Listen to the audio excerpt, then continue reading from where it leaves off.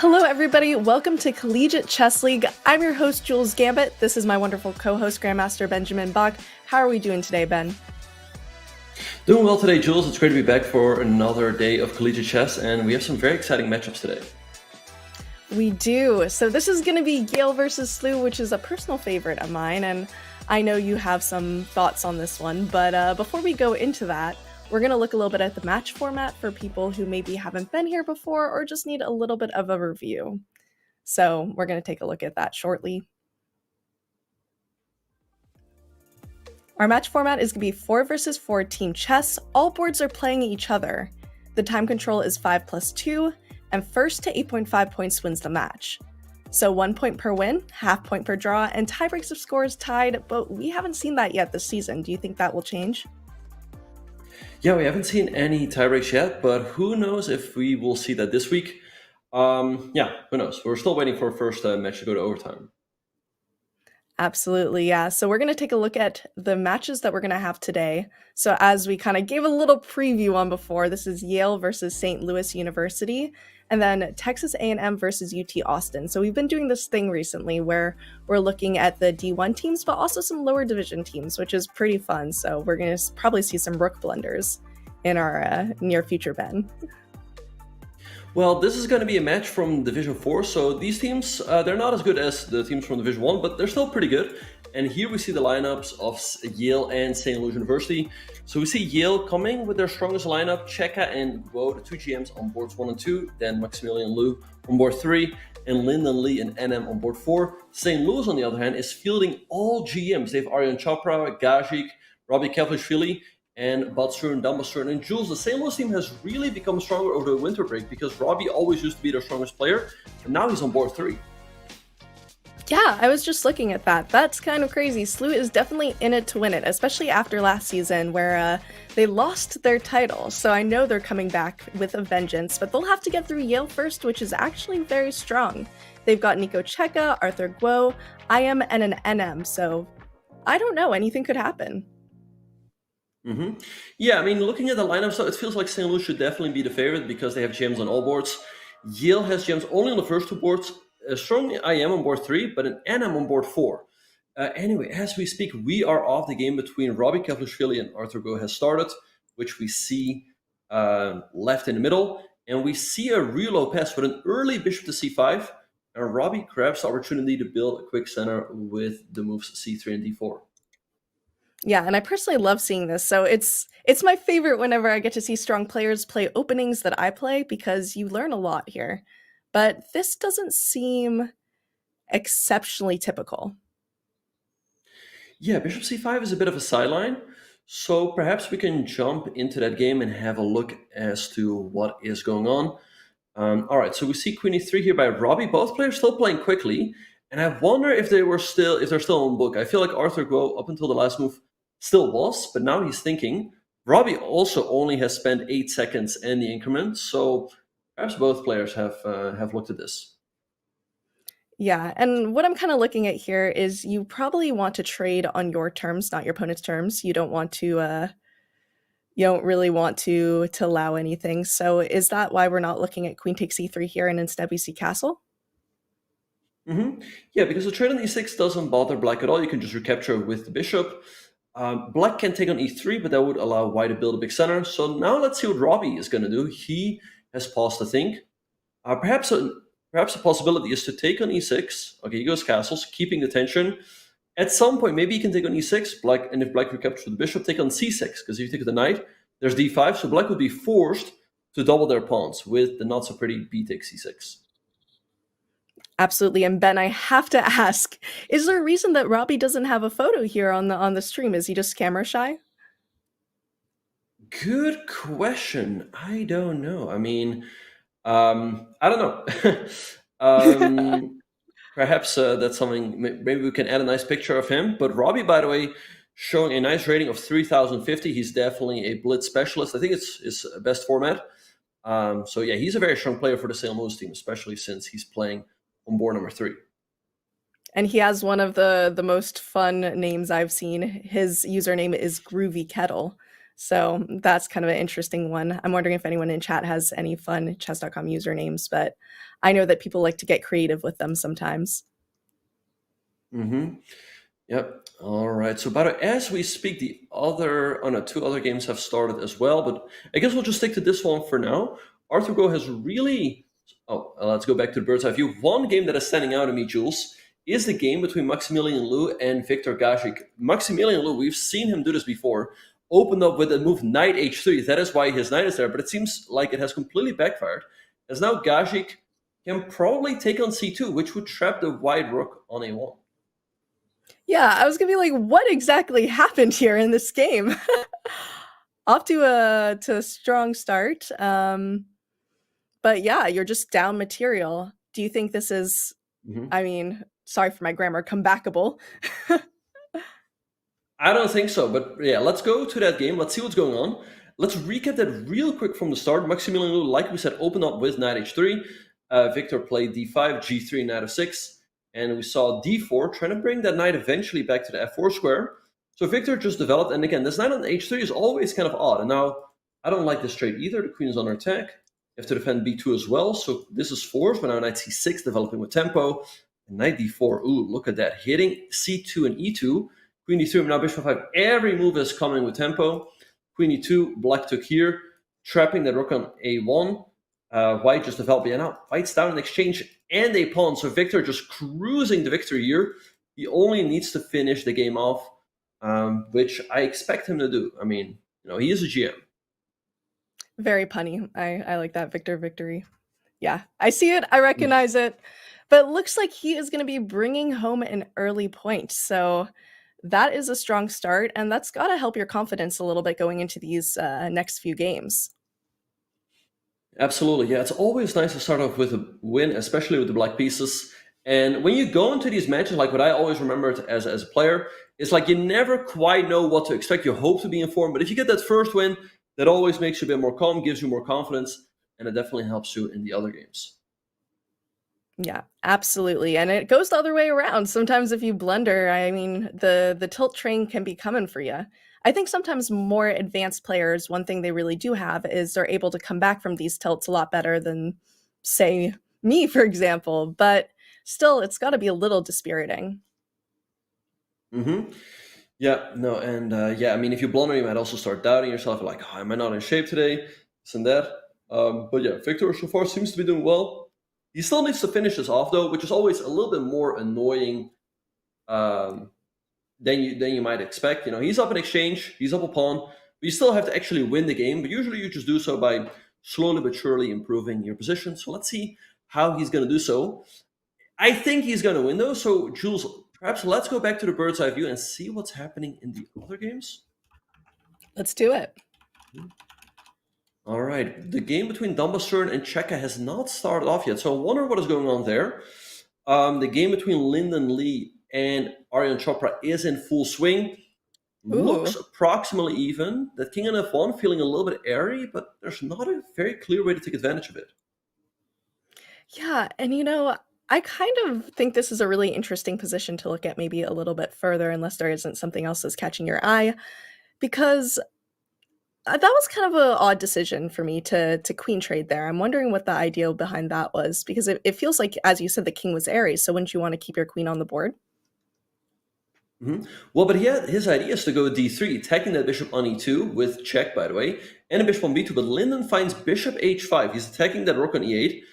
And let's go through that game so we can do some deeper analysis, because there's a lot of tactics on the board. A lot of action here. So let's see if we can dive in. This move, bishop h5, very clever move by Lynden. The idea is that the rook on e8 is under attack. And if you take on e1, white recaptures, you might think like, well, black can take the bishop on b2, but there's rook e8 checkmate as the f7 square is taken away. So now Arian has paused the thing, but it might be a little too late. Perhaps he missed something earlier, as now Lynden Lee seems to have the advantage. By the way, we should point out Lynden Lee is Alice Lee's brother, and he's been holding himself very well in the Collegiate Chess League. Last week, he got a win against Ishik, and he got a draw against Lucas. So 1.5 out of 4 against a team with all grandmasters is a very strong performance. Yeah, absolutely. So he's been doing very well, and it seems like he's doing pretty well in this position too. Nice defense found by Aryan Chopra there. But it does look like, I don't know, this position is going to be a little bit tougher for black, probably because of this pawn structure, right? Yeah, no, black has these double isolated pawns on d3 and d6 that can always be weak. So let's see what Lynden is going to do. He's going to either have to take the bishop on f6 or the bishop on g4. And if you take one bishop, black will take the other one. So let's see what he's going to do. But this is definitely the closest game we're having so far in this round. Bishop takes f6. Okay, bishop takes h5. I think that was a bit of a miss. Now black can always plan that bishop on e2. And it's so hard to get rid of that piece over there. Yeah, I mean, then all of a sudden, those pawns don't look so stupid there. So what's stopping him from just doing it right now? Yeah, bishop e2 looks very logical. You could also make a case for perhaps rook f8, attacking the pawn on the 4 right away. Maybe meeting g3 with g5, perhaps, attacking the pinned pawn. So that is my assumption as to why Aryan has paused to think. But he needs to speed up a little bit as he's down a minute on the clock. Yeah, he does need to keep up the time a little bit, especially when your position's a little uncomfortable. It's so easy to take a lot of time, Ben. But we see it all the time, that time is a huge decider here. Absolutely, yeah. There is a 2-second increment, so that's something, but it's not a whole lot of time. These players are very experienced. It's very unlikely that they will flag, but we'll definitely see mistakes happen as the players get low on time. And the computer, that blue arrow, was pointing at knight a4 as a better move, hitting the pawn on d6 right away. a3 perhaps a little too reserved by Lynden. In the meantime, by the way, St. Louis has opened up the score as Robbie has won his game with the white pieces against Arthur Go in very convincing style. All right, and that is a strong start there. Looking at the other games too, yeah, Viktor Gajic's looking very strong here as well. It could be a tough start for Yale. Yeah, no, it's looking like a tough start. I mean, Gajic is winning against Lou, so that would already be a 2-point lead for St. Louis. Yeah, maybe Checa. Checa is Yale's best chance of getting a point on the scoreboard. We haven't seen that game start yet, but if he can get a win there, maybe Lynden gets a draw or win in this game, then the match could be close, but they need to get points somewhere. Yeah, they need to get some points somewhere, but I don't know if it's going to happen. Maybe, as you said, Lynden has been very, very strong recently. That could come through.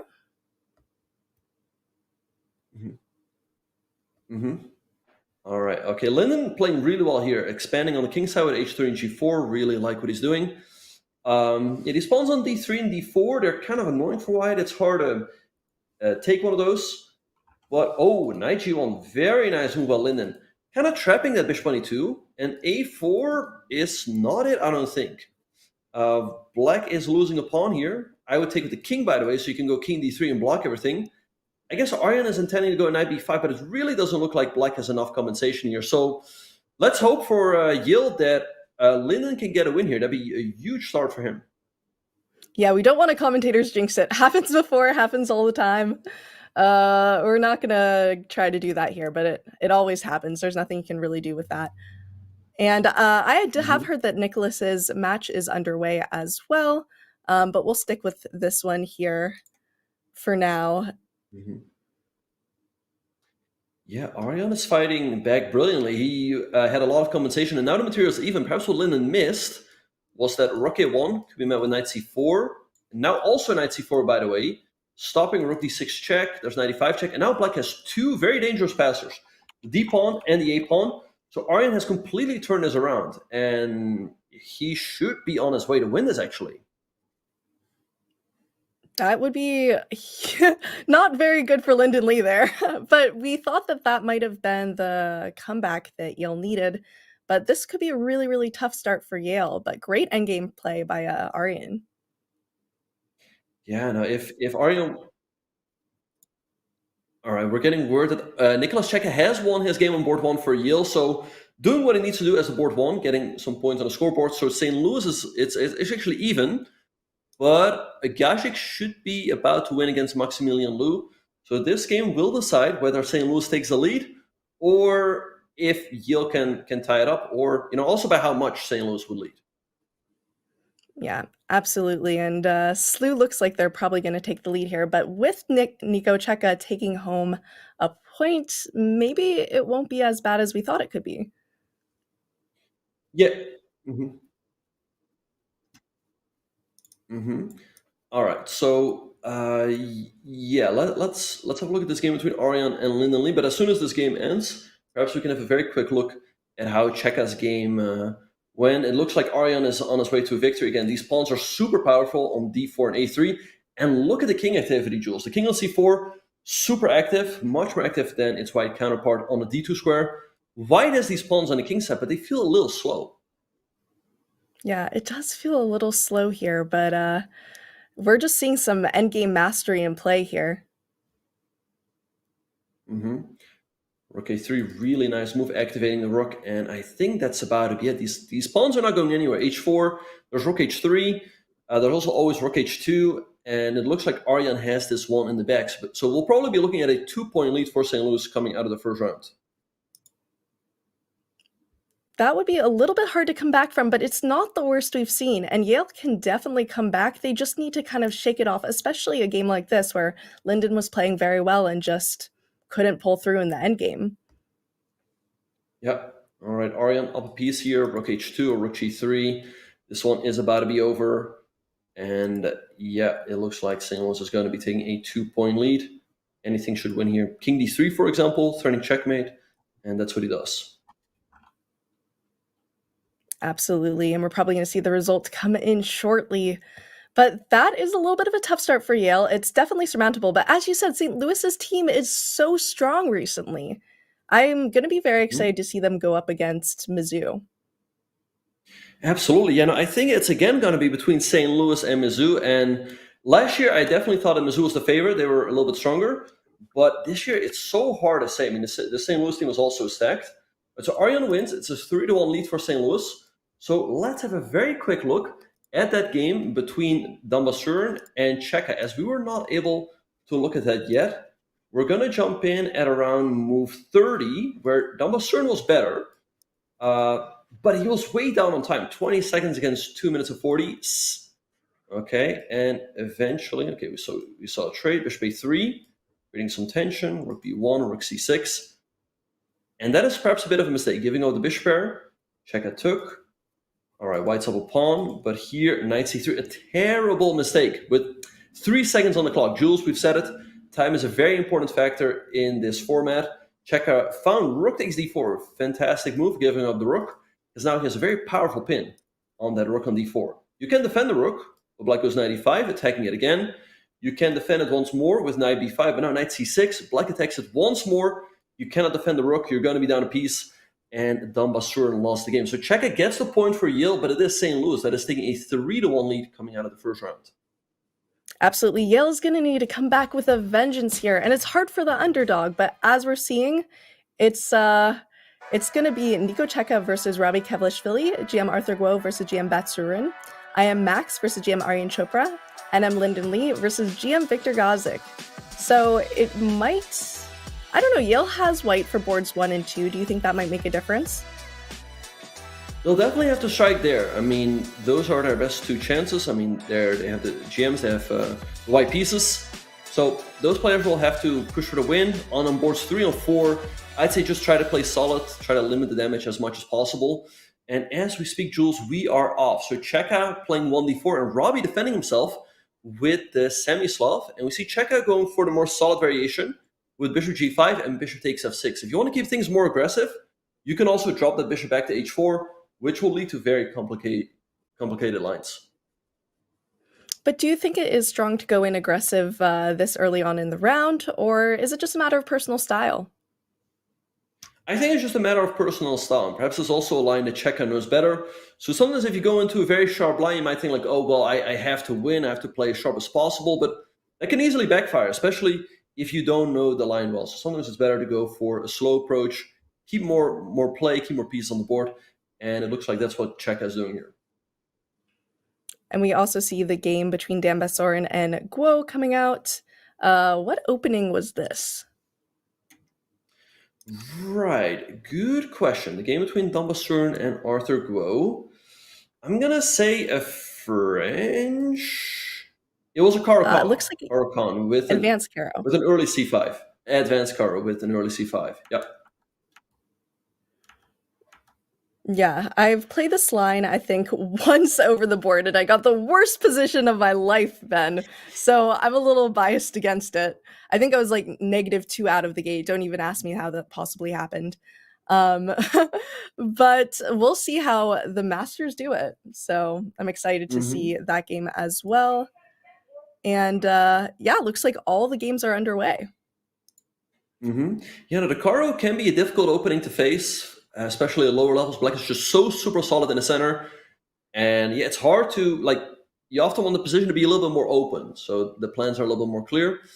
Anyway, let's see. We can perhaps show real quick how all of this happens. So e4 by Arthur Guo, c6 to Caro by Batsuren, d4, d5, e5, c5.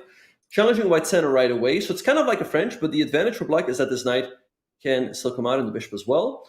Knight f3, we see a trade, knight c6, take, bishop d3.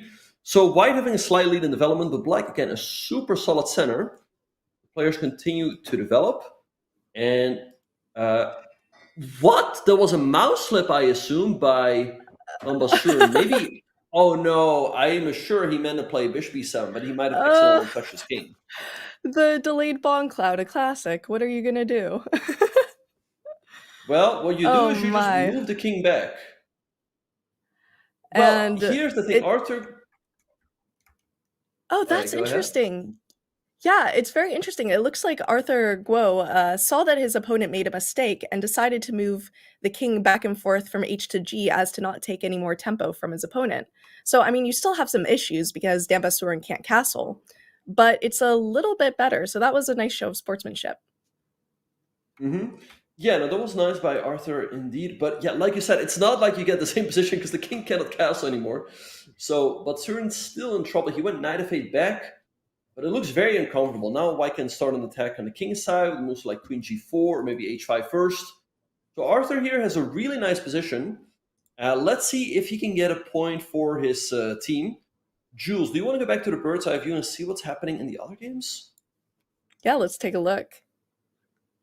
All right, I think Checa is better as well. That bishop on b7 is a little untuned for Robbie, although he can activate it with bishop to a6. Chopra is worse on board number 3. Maximilian Lu doing good stuff over there. Gajic better on board 4. So it looks like Yale might have chances on the first 3 boards to get on the scoreboard. If they win all those 3 games, even if Gajic wins, they would level up the score. That would be very, very important for them and something that they absolutely need to do. So we'll see, but a little bit of an advantage. That's not a conversion just yet. I think what's going to be really important is Maximilian Lu versus Aryan Chopra there. Yeah, no, that game is definitely looking very complicated. But Arian down a pawn. We'll see how that game will develop. He's played quite creatively, but sometimes if you play too creatively, that can backfire. So let's see what is going to happen. I like what Gajic is doing on board 3. He has a nice space advantage on the king side, and he's using that to build up an attack. Yeah, absolutely. That's a very important thing to learn and always good to watch as well. But yeah, okay, that's not the game where we had the king mishap. I was wondering if he could castle or not, and he absolutely can castle. Yeah. All right. Okay, so let's see what is going to happen. Perhaps we can have a look at this game between Checa and Robby Kevlishvili. So lots of pieces still here on the board. King g7. These pawns over here on the king side are a little bit vulnerable. And at some point, Checa might be looking to sack something like knight takes g6, knight takes f7, bishop takes g6. Not quite yet, but those sacrifices are definitely in the air. Robbie, again, has the bishop pair, but this bishop on b7 a little bit stuck. Maybe at some point you can go bishop a6. I can take, you get out, and at least you get rid of that passive bishop.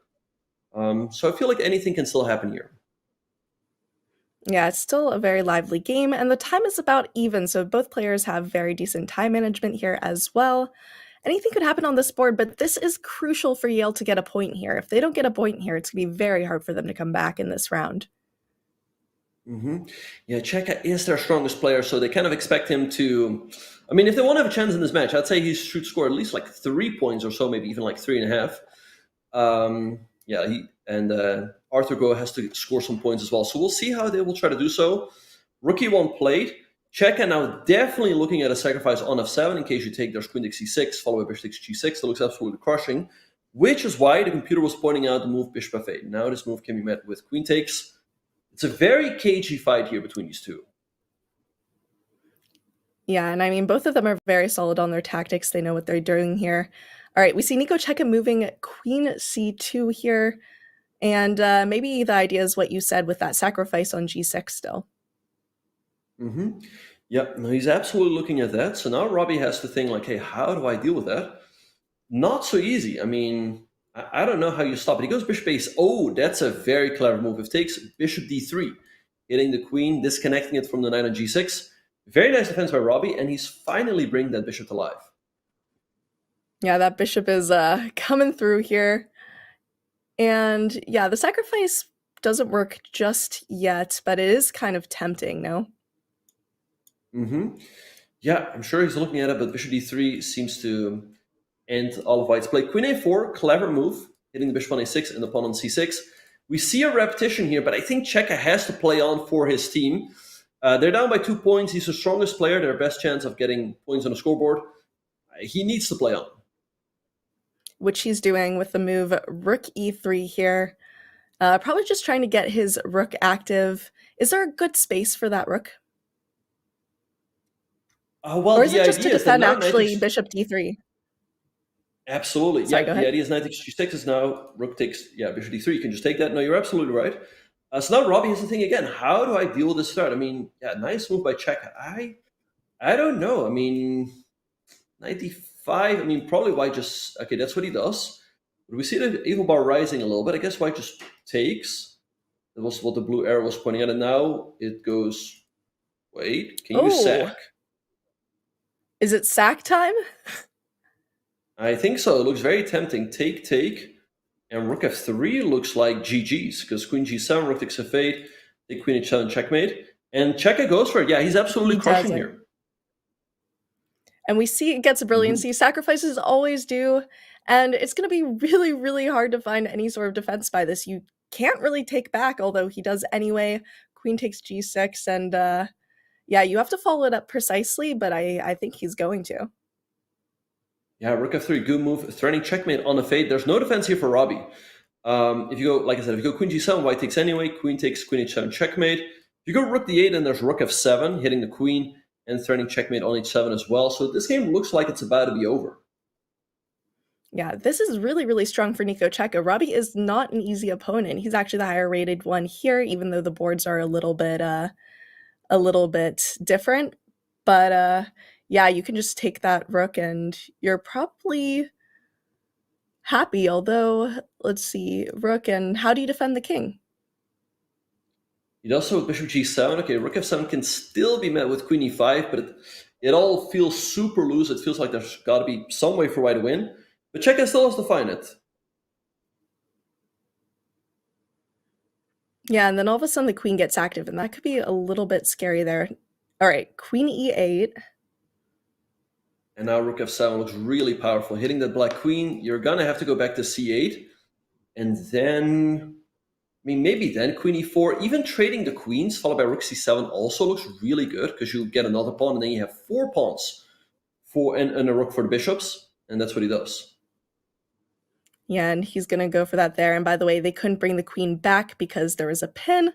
So no tactics there. And usually these two pieces, especially a bishop pair, would be better than a rook. But with these passed pawns, it's pretty unstoppable.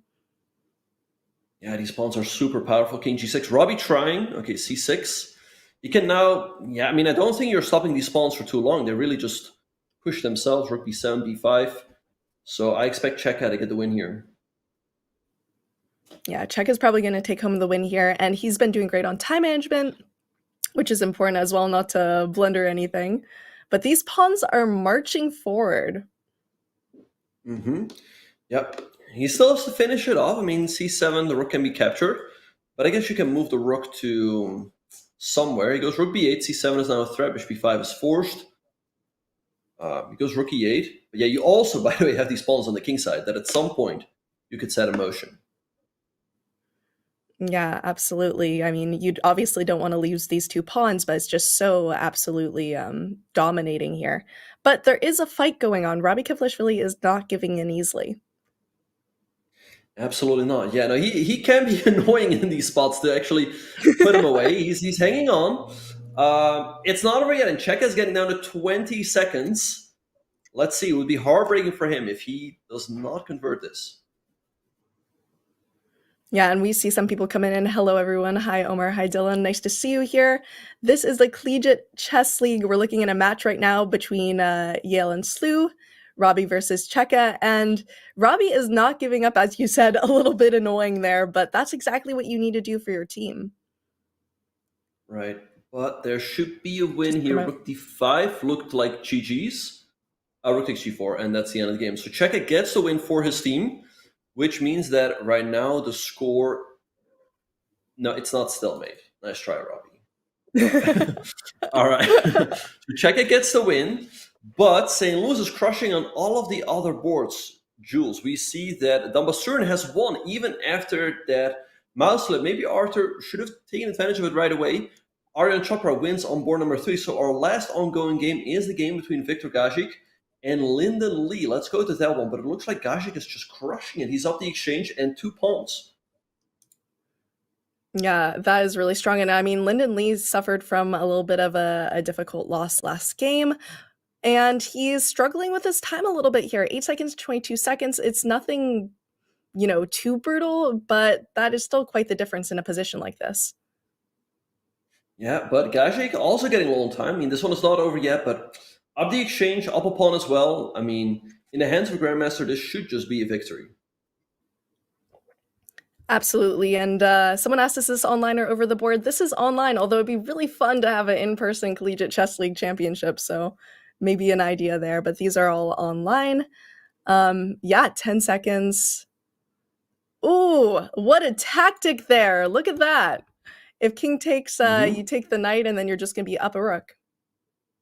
Yeah, really nice finish there by Viktor Gajic, sacrificing the queen. But like I said, you win all of the material back, and then you're up a rook in the endgame. So St. Louis wins this round as well by 3-1, which means that right now they have a 4-point lead. They're leading 6-2. Checa, again, carrying the torch for the Yale team, but it's not enough. His teammates also need to get some points on the scoreboard.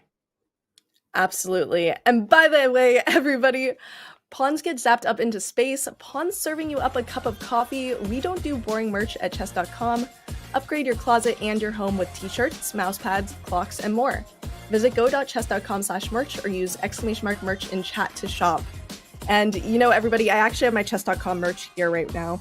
I have my blanket with me at the moment, so I'm being kept cozy here. But we're going to take a look at board performances now. It was a really exciting round. St. Louis still coming in very strong. Do you want to take it away, Ben? Yeah, no, St. Louis doing really well. We see Aryan Tari, Viktor Gajic, both on 2 out of 2. Robby Kevlishvili and Batsuren on 1 out of 2. I mean, again, if your worst performing player scores 50%, you're gonna win the match.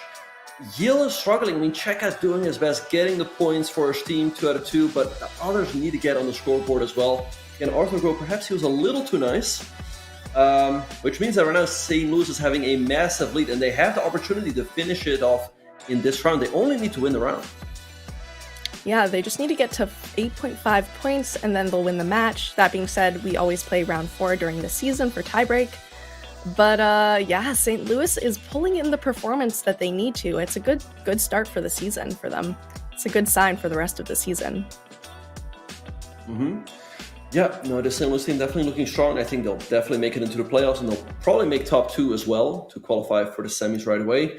Anyway, we're getting ready for round number 3 as Viktor Gajic and Checa have started off. So Checa playing the French, and Viktor going for this bit of a sideline with bishop d3, and Checa plays c5. I thought usually black would take an e4 followed by knight f6, but Checa has other intentions. Yeah, now we get a slightly different structure. That's probably what he's going for, get French players out of what they're comfortable with. Yeah.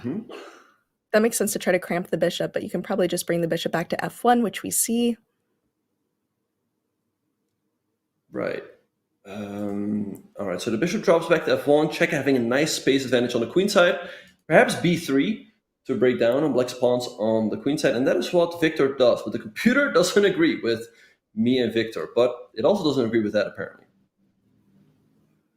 Yeah, well, sometimes openings, if they're tricky enough, it doesn't matter what the engine thinks there. Mm-hmm. All right. Okay. So, all right. So knight e4 by Checa. Let's see what Viktor is going to do here. You can maybe go c4, try to break down on that pawn on d5. Black also has ideas of bishop c5 and queen h4. So very interesting stuff here. The other games have also started off. We see some interesting pawn push by Chopra on the queen side. a4, a5. Okay. And on board number 3, again, we see Maximilian Lu. He's having that knight on h3 again, but now he has a pawn on h4. We'll see if it works out for him this time. And on board number 4, we see some more solid stuff with Robby Kevlishvili playing a mix of the Queen's Indian and the Bogo Indian. Interesting stuff there. And by the way, everybody, Yale needs to get maybe at least 3 points to keep them still in it. It's going to be really tough. They're going to have to get the majority of points in this round. Mm-hmm. Yeah, no, they need to win a lot of games now. Let's see if they can do it. It's going to be hard against the St. Louis team, but you never know. All right, so is there any game, Jules, that is standing out to you? All right, let's take a look at something that could be a little bit spicy here. Perhaps the game between... I'm looking at either Arthur Guo or Maximilian Lu. Which one do you think? Let's have a look at that game between Maximilian and Lu again. So we can take it from the very beginning and see how all of this started. So Maximilian Lu, he's a very creative player. Again, he played one knight h3. It's really his move. I guess we can call it the Lu opening or the Max Lu opening. So d5 was played by Batsuren, g3, bishop f5, bishop g2, e5. And he's always waiting for e5, and then he goes d4. Because the idea is that once his pawn on e5 disappears, then I can jump back to the f4 square. All right, queen d7, attacking the knight. The knight jumped forward with knight g5, e4, taking away the f3 square. So now he played h4, making sure that knight can jump back to h3. But now Batsuren played h6 and g5. The idea is that if you take twice, that knight at h3 will be hanging. But c4 now, great move, striking in the center. Take. Batsuren did not recapture, knight c6 instead. And he castles. You cannot take the knight as at least a queen on d1 hanging. I mean, Jules, this is a super creative game from both sides. Yeah, and it's a really interesting opening as well that we don't see very often. It's probably why he plays something like this, even if maybe the eval bar doesn't like it too much, because it gives a lot of interesting chances. I think we're going to see a very sharp game as well. Mm-hmm. Yeah, no, he takes an h6, so now Batsuren has a lot of options. Double question mark is a bit too harsh. The computer is pointing out e3 with the blue arrow, and the idea is that then you can jump in with knight c2, forking the king and the rook. We'll see what Maximilian Lu will do about that, but yeah, this definitely feels like Batsuren has a nice opportunity here.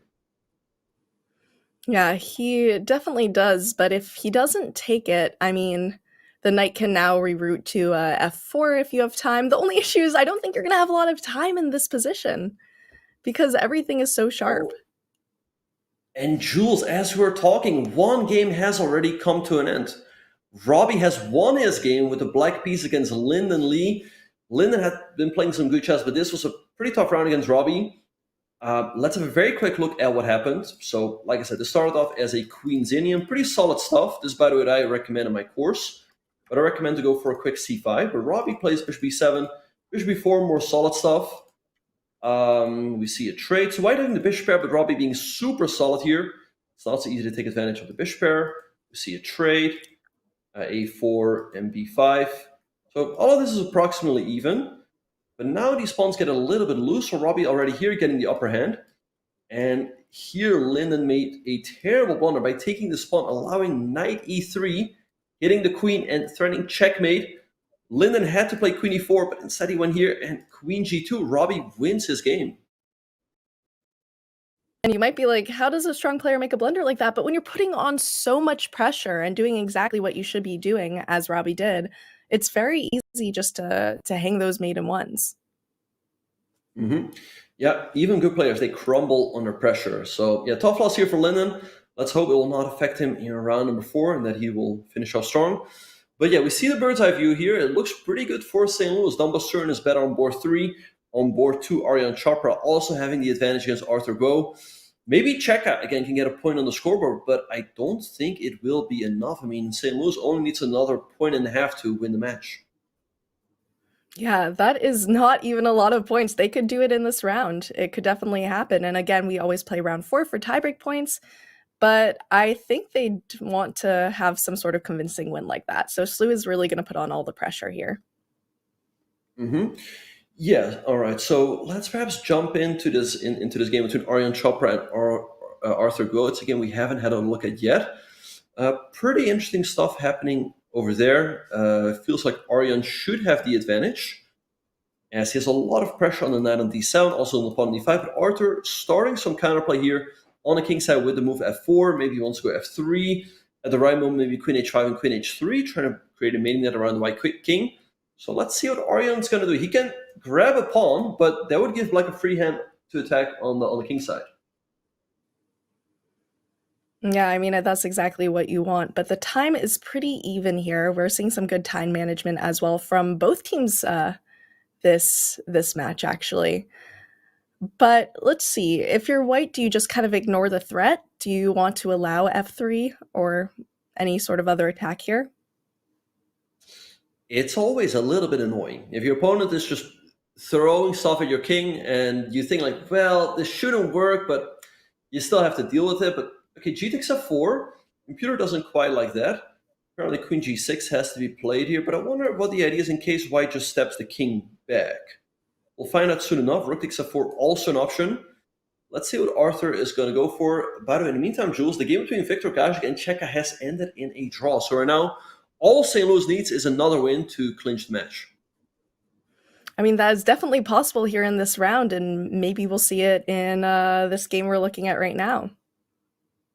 Yeah, no, Aryan Tari could do it right here. Also, Batsuren could win this game. Queen g6 played by Arthur. The king h1 is going to have to be played here. And perhaps what Black can do is take on f4, because if you take the knight on d7, you leave the bishop on b2 hanging. And if you take on g7 first, Black can recapture the queen and defend that knight on d7. So maybe that's what Arthur is intending to do. Yeah, I'm wondering what he's really taking his time to think about right here. The king h1 looks very logical. I mean, knight g3 doesn't quite feel like the move. Black takes here. You don't want to step up with the king, so king h1 to me looks very logical. And we see it on the board here. Yeah, I mean, probably the idea might be just to take and try to get your pawn down to f3 and put on some pressure there, but seems a little bit slow. Yeah, but I think he has to. I mean, it's the only way to solve all of the problems tactically. He goes queen takes c2 instead. Now rook d2 by Arian, hitting the queen. Knight on d7 is also still hanging. I guess you're going to have to go like queen f5, but maybe then, I don't know if you take on e5 or maybe knight g3. But the elo bar doesn't seem to agree with Arthur's play. Let's see what's going to happen here. So Arthur is also getting down to a minute. Yeah, and I mean, it seems like pretty much the move, but queen takes b3. And I guess you're making enough threats where you're not worried about the rook on d2. So that was a kind of interesting defense there as well. I don't know, but now I would be a little scared for this diagonal if I were Arthur Guo. Yeah, we see a rook e1 by Aryan Tari, increasing the pressure on the knight on d7. There's not really a good way to defend it. I mean, rook f7, maybe like queen c7, and sooner or later, you're going to have to give up that knight. So it's looking really tough here for Arthur. He's being pushed with his back against the wall, as he's also down to 40 seconds on the clock. Absolutely, and you're just going to lose material no matter what, so your best chances is to have some form of counterplay. However, it doesn't look like it's really easy. The king's seeming pretty safe on h1 now. Yeah, it's very hard to deliver a check on that white king, as that queen on b7 is always defending the diagonal. Queen h3, tricky move. Perhaps he's intending to meet e7 with rook takes f2, but then bishop takes g7 comes with a check. Some lines for Aryan to calculate, because there's also still rook king g8 there. Let's see what he's going to do. I mean, maybe if you want to keep it safe, maybe just queen g2, because even after a queen trade, Black is in all of these terrible pins. He agrees with me, but the evil part doesn't agree. Let's see what Black should do here. And we see it instantly, rook g8. It's a very clever move. He's giving up the knight on d7, but the idea is that he wants to take an e5, giving a check on the white king, and hitting the bishop on b2. That was definitely missed by Arian. And now his advantage seems to be gone.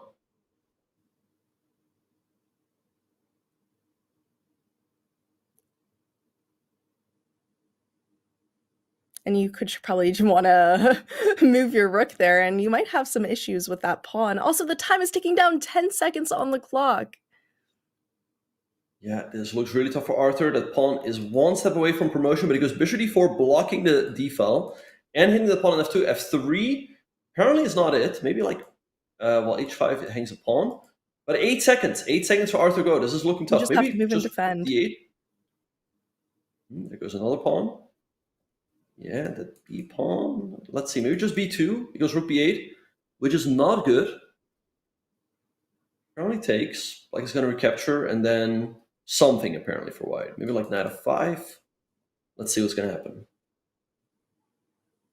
Yeah, maybe there are just too many threats to defend against. But he's definitely taking his time and thinking, which he does have time, 26 seconds versus 6 seconds, and he knows this is a critical moment. It seems like these strong players have some spidey senses when something's very important. He goes knight f5, but I think rook e1 was winning there. Bishop 6 by Arthur. Again, it feels like these white passes should be dangerous, but Black also has his own pawns. This game can still go either way. Okay, 3 seconds. He's got to move. Okay, who's there? I don't know. I mean, this looks very strong. Maybe 96. He goes 96, threatening this. King has to move to g8 or g. Doesn't look like it. Just move the king. It's f2. e2 now. I feel like white's going to win. 98 should auto. One of these pawns is going to promote. Wow. What a game here, Jules. That was wild till the very end. And you see, it's not very often commentators are just at a loss for words, but every single tactic was on the board there. We had draws, wins, and losses, and that is a win for Aryan Chopper there. So that brings St. Louis to 8.5 points. Yeah, so St. Louis wins this match. Maximilian Lou doing well on board number 3. It looks like he's winning, but oh, not anymore. Let's jump right to that game. Now it seems like he's winning again, as this cheap pawn is running up the board very quickly, but 4 seconds. Every time you say he's winning, the next move it goes down to equal. Right. Okay, rook e4, maybe like rook c6 is a draw here.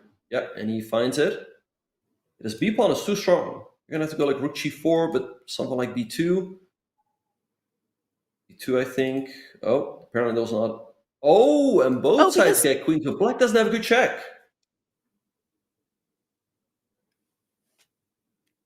All right, and you just have to follow it up correctly, which is very, very possible here. Rook b4, and oh no! He hung the queen.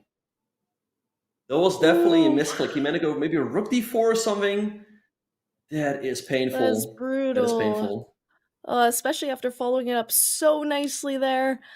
I mean, it is not the game-deciding point for him, but that was absolutely brutal for Max Liu there. Misclicks happen to the best of us, bringing St. Louis to 9.5 points. They have won the match, but we're still going to be going on here. Yeah, so St. Louis wins this round. 3.5 to have, so very convincing win for them, but yeah, heartbreaking for Maximilian Lou, who had the game in the back, but he blundered at the very last moment against Batsuren. So Batsuren wins that game. Yeah, it's tough. And we see a very, very strong performance from Nicolas Checa here, but the other boards have been struggling a little bit, especially, Max had a really difficult game last game. He almost won it, and then just a misclick. It can happen to anyone, but St. Louis's team is so well-rounded. Yeah, and a heartbreaking loss there for Maximilian Lou. I think he first clicked the queen, then he wanted to move the rook, but since he had already clicked the queen when he wanted to he accidentally touched that c4 square, and then his queen moved there, and that's how the queen blunder happened. But anyway, we're off to round number 4. We see that Checa is taking on Chopra on board number 1. It's going to be King's Indian, so we'll definitely see some fun action over there. We have Arthur go against Gajik, then we have Robbie against Maximilian Liu, and Batsuren against Lynden Lee. So let's see. St. Louis currently is behind Mizzou. First of all, also because they've played less matches, but also Mizzou has really been stacking up the board points. So it would be nice for SLU to get some board points here to get them into the fight for first place. Absolutely. So they're still going to try their hardest here. Someone asked, there's still one more round. There is one more round, even though they've won the match. They're just trying to get some more points there, fighting for first, as Ben so rightly pointed out. So I think we're going to see some fun chess this round, because once the pressure's off a little bit, you can let loose. Yeah. All right. Okay, so let's see what is what's going on. All right, so pretty interesting. King's Indian on board number 1. On board number 2, kind of looks like it's. I know it's not a Caro or a Caro, but very interesting that knight ended up on the b6 square. You normally only see that in chess 960 or freestyle chess. And on board number 4, we see a fianchetto King's Indian for Batsuren. I also often like playing a fianchetto myself against the King's Indian. And board number 3, between Robbie and Max, still has to start off. Absolutely, and that will probably get started shortly. Yeah, but we seem to have a lot of kind of spicy positions on the board here. Yep. All right. So let's see what is going to happen. I think the Aryan Chopra versus Nicolas Checa game is pretty interesting here as well. Like we said, we have these pawns pushing forward, but also the king is a little bit loose. It seems kind of like a typical KID structure. Absolutely. Yeah, and I kind of like Arian's position. He's got some nice space here in the center and on the king side. Perhaps that half open g-file can come in useful. Pawn on f5 was under attack, so he defended it with queen f6. Knight on a6 is looking a little awkward for now, but Black is doing a pretty good job at stopping White from trying to open up the queen side. So I don't really play the King's Indian myself as Black, but I like Black's position. I think it will give him plenty of chances to fight for the win with the Black pieces. And that's usually why people play King's Indian defense there. Yep. Absolutely. They want something fighting, they want some imbalance, and that is what Aryan is having right here. In the meantime, so all of the games are underway, but Max hasn't moved yet after Robbie opened the game up with 1 e4. I mean, I could definitely understand that he would be a little frustrated after that last loss. Yeah, I'm wondering if he's just taking a break or if he's going to show up here. That last loss has got to be devastating for him there. That's pretty tilting. But we'll see if he pulls through here. We're seeing some really nice stuff here by Aryan Chopra, temporarily sacrificing a pawn, but now he's having the half-open g-file to attack with e5. I think a good counterpunch by Checa. If you take, I guess he wants to take on h7, which would try the rook on g8. So let's see what Aryan's going to do. Maybe he will just move his queen over to h6, let White take here, and start some sort of attack with like bishop f3. It feels like there's got to be something for Black there. And he goes for it. Let's see. All right, and maybe do you just want to gain the material with b takes d1, queen takes, and yeah, you just continue on. It's a little bit difficult to see how to defend. Checa goes g3, trying to keep things closed. It feels like there's got to be something here for Black, but question is what? Maybe like bishop d4, trying to dislodge that bishop on f2. Could be pretty powerful. That queen can always slide into h3. He goes bishop d4, and yeah, I don't think Checa's king is going to be safe for too much longer. Yeah, it seems like Checa might get checkmated here, and it's going to be a little bit difficult. That bishop was doing a lot in preventing, you know, the checkmate from coming in. They still have a little bit more protection with that knight, but all the pieces are what's the word? Overloaded? Yeah, I don't know. Someone like queen h3 looks winning. Bishop takes f2, also very tempting. White's going to have to recapture with the king. Because knight takes runs into rook takes g3. So Aryan taking his time here. He feels like there's got to be a win. He goes rook takes g3. Well, if white Ooh. takes, maybe then queen h3 or bishop takes f2. One of those moves has to be winning. Queen h3, and if you try to defend... But it's hard because queen g2 is a threat and queen takes g3. I guess you have to go bishop takes d4, but then pawn takes d4. And king f2 doesn't help because then the pawn on d4 takes away the e3 square. So Arian having a lot of time here to calculate the win. Yeah, and this is a lot of calculation too as well, and he's using it because this is a very crucial moment for him. He knows it, and he's being down 2 minutes doesn't really matter here because either you win or you lose, you know? Right, but one thing that could go wrong is that you spend too much time calculating the win, you don't find it, and then you're down on time, there's no win, and good luck, right? So he goes queen h3, looks good, threatening checkmate on g2, threatening queen takes g3. I don't think there's defense here for Checa. I mean, after bishop takes d4, pawn takes, there are way too many threats. The knight's under attack, queen g2 is a threat, f2 is a threat. It looks like Aryan Chopra is just absolutely crushing it. Yeah, absolutely. And if you try to defend with the f bishop, then you're still losing your knight because everything's pinned. It's kind of a nasty position. Yeah, no, very, very unpleasant for Checa. I don't see a defense here for him. I mean, maybe white is going to have to give up everything, like take on d4, take on f3, give it check, but looks like black's just completely winning there after king g7. So, yeah, Aryan and Chopra are doing a really good job here for the St. Louis team. And, yeah, again, with these reinforcements, like Chopra, Gajic, the St. Louis team is looking very tough to beat. Absolutely. And you know, what happens here is Checa's just going to take his time, make sure there's no last final defense. He'll probably take as much time as he needs because otherwise, you know, it's just over. And then we'll probably see a resignation. Yeah, I don't see it from here. Yeah, he's got 2 minutes and 45 seconds to figure something out, but I don't think there's anything in a position. So perhaps let's go to bird's eye view and see what's happening in the other games. So we see that Robbie has won his game against Maximilian Lou. Perhaps we can go to that game real quick to see what happened. Wait, what? So yeah, this is sometimes the tilt hits hard and you just want to have a little fun. So let's take a look at this. So Robbie opened up with e4, a6, and Robbie played king e2. Black played e6, king e1, king e7. So we see a double bong, well, kind of a triple bong cloud, because Robbie plays king e2 again. All right, so black slides his king over to f7. I mean, the match is over, so we see the players messing around a little bit. But eventually they got to play some normal chess. All right, so let's see what happened.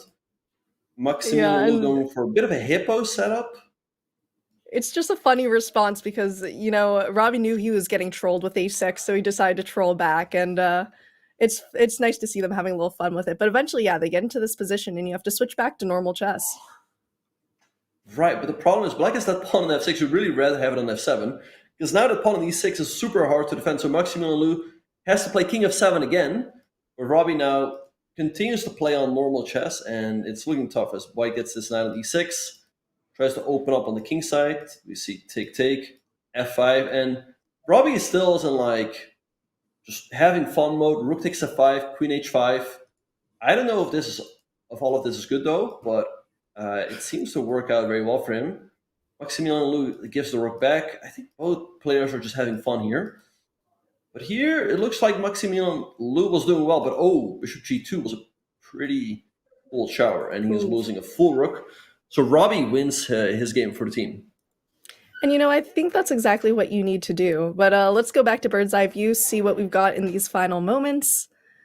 But when chess starts to feel stressful, sometimes you just have to let loose and have fun. So all for that there.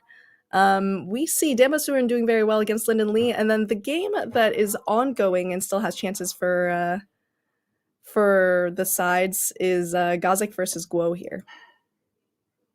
Yeah, Batsuren, things are looking really good for him. He's got the bishop pair and is creating an extra pawn, and he's creating some tough threats for Lynden Lee. But that game between Arthur Guo and Viktor Gajic can really go either way. All of the heavy pieces have been traded off, and all of the minor pieces are still on the board. And there's a lot of tension. So let's see who will handle the complications better. Yeah, and I mean, this is the last game here, so they're really going to give it their all. And Gajik has a little bit more time, so that could be important in a position like this. And yeah, is there any reason not to just take the pawn? Yeah, you probably take on e6, white takes on d5, you probably take on d4, but it feels like white's a little bit more active. These pawns, white also has a little bit more space, which can always be useful because if you ever win that pawn on a7, this pawn on a6 is just a few squares away from promotion. And now we see the time evening up, so I would slightly prefer Arthur's chances here.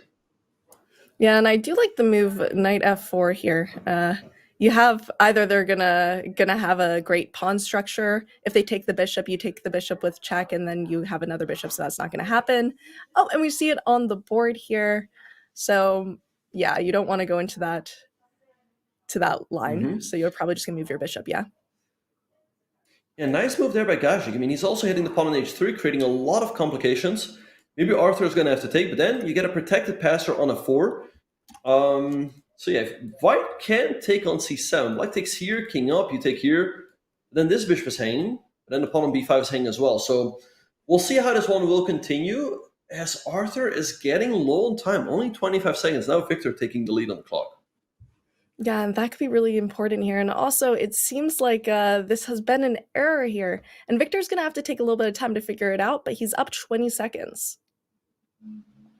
Right, I think the computer there for a second was pointing out bishop to f7, creating a pin on this diagonal. Looks pretty good. White can take on c7, but then you take on c4, hitting the knight on b3 as well. Both players getting below 30 seconds now. Let's see what's going to happen. And you know, a lot of people will look at this position and be like, queens are off the board, it's a little bit dry, but there's tactics on every single move here. And we see this defensive tactic, as you pointed out, bishop f7, they can't take the bishop. And you need to find the best way to move forward. Yeah, let's see what he's going to do. He goes knight f6 check, okay, king g7, and he takes on f7 now. Oh, and Viktor with some more tactics, but this might not be. Oh, wait. And now he's just lost a pawn in the process. This was definitely not it by Viktor. He has to take on f7. Now white can take a pawn. King e6, there might be some knight d4 moves. Wait, or just king up. You defend the pawn, or white should be winning. Yeah, but he's taking all his time, 6 seconds. He has to move immediately. I hope he sees his clock. And we see it, king f3, what you suggested there. Just moving the bishop back, and your king gets active. Right, this looks really good for Arthur because also he potentially has the idea to go knight d4, knight c6. And again, we've talked about this. If you ever win that pawn on e7, he's got to move though. King e4, move with 1 second. Knight d4. It's a little scary there. Yeah, h4, very safe move. But again, once he gets knight d4 to c6 in this game, it's just about to be over. All right, we see h5. He still has to finish this off. The bishop seems a little bit stupid here. White is just so active. Yeah, there goes the king. King b7, just grab that pawn. That's what I would do. Move, you gotta keep moving with 1 second. Okay, and we see the resignation. We see the resignation there. You could always play on and hope your opponent flags, but there's not much else to do there. And we see it. Arthur Guo won. So I think that is all the games for this round, yeah? Yeah, this match is in the books, and St. Louis wins 12.5, 3.5. A very convincing score against this Yale team, which, has 2 Grandmasters and an IM. So very strong performance from them. And let's have a look at our final scorecard, Jules. So we see here that St. Louis won this round 3-1. Overall, really convincing performance. They won 3 rounds 3-1 and 1 round 3.5. And so they're definitely the deserving winner of this match. And they're showing that they really want to win it all this season. We see Aryan Chopra, the board number 1, leading the team to victory, 4-4. Viktor Gajik, 2.5, and Robbie and Batsuren, 3. Nicolas Checa for Yale did well, 2.5 out of 4, but his teammates weren't quite able to get a lot of other points on the scoreboard. Absolutely, and a huge congratulations to SLU for taking home the match. Yale, huge congratulations as well for just playing and hoping they have a better match next time. But SLU has been absolutely killing it this season. They're really fighting for this ultimate title. In the meantime, Susquehanna are our sponsors. We're going to talk a little bit about them. Susquehanna is a quantitative trading firm and a CCL sponsor. They believe the skills that you use in games you play, like chess and poker, can translate to skills you'll use in the world of trading. Susquehanna is currently accepting applications for Discovery Days in their Philadelphia, Dublin, and Sydney offices. Some Discovery Days are virtual, while others are in person. Transportation and accommodation can be provided if needed. During these events, you'll have the opportunity to meet employees, play games, and explore what a career in quantitative trading industry could look like for you. Check out Susquehanna career site to apply at go.chess.com/discovery. By the way, next match we have Texas A&M versus UT Austin. Lots of exciting things, so stick with us. We'll see you after the break.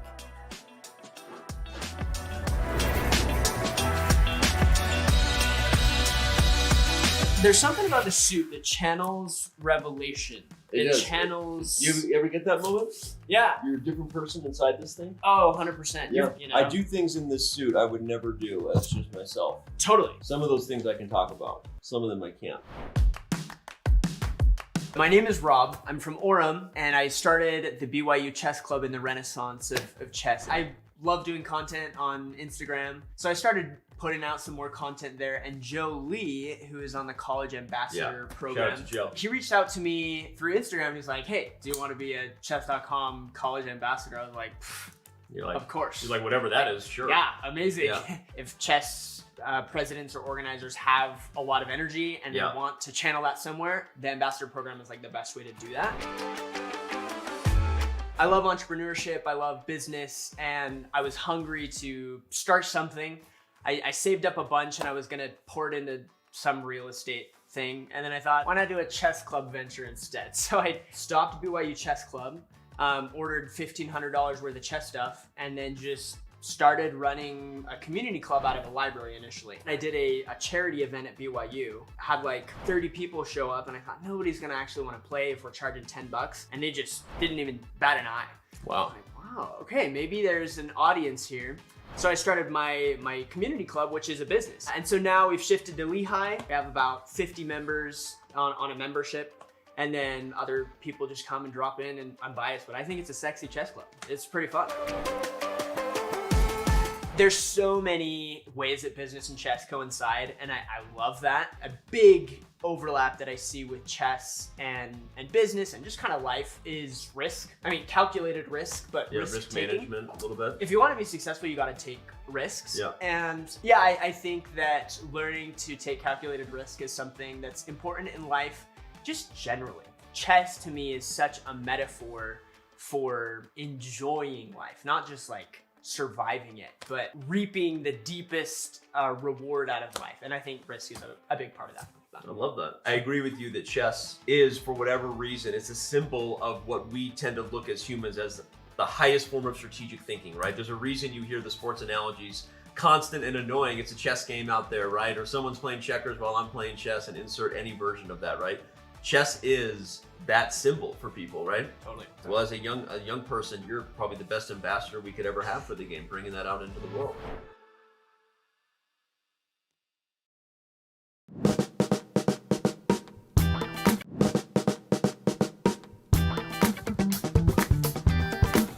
A C5. Okay, C takes D4. So you're playing without suit. Yeah, we're playing blindfold. Oh, what up, Kenny? What's up, bro? That's another level right there. This boy not even looking at the what? I'm about to just do all this. See how really good you are. Castle king side? Queen side? King side. He went kings. Oh, he went king side. Okay. Wow. Wait, how did he castle king side? Is this bishop on D3? So let's do bishop takes D3. I swore he didn't move that. That's funny. It's kind of funny. So it's queen on D3, pawn on D4, pawn on D5, pawn on C4, pawn on D6. He's castled. I did I have a queen on D8, queen on D3 now. So bishop F5 was an error actually. Okay, so let's go H6 then. It's interesting. F rook E8.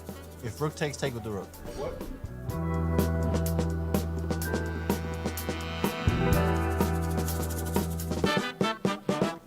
Rook takes rook, and then pre-move rook E8. Shots fired. Rook takes rook. And He took with the bishop.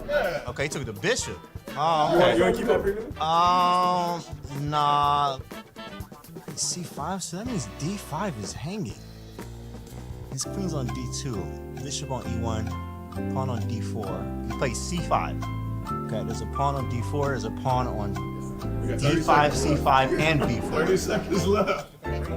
I'm gonna just snatch that boy, huh? Knight takes D5, bro. You got a pawn on C5, B4. I got a pawn on D4, D6. Knight on D5, bishop G7, queen on D7. You have a queen on D2, bishop E1, rook on A1. I have a rook on A8 still. B pawns. Take and take and it takes, I take it, takes, take and take and it takes, I take it. Oh, that's terrible.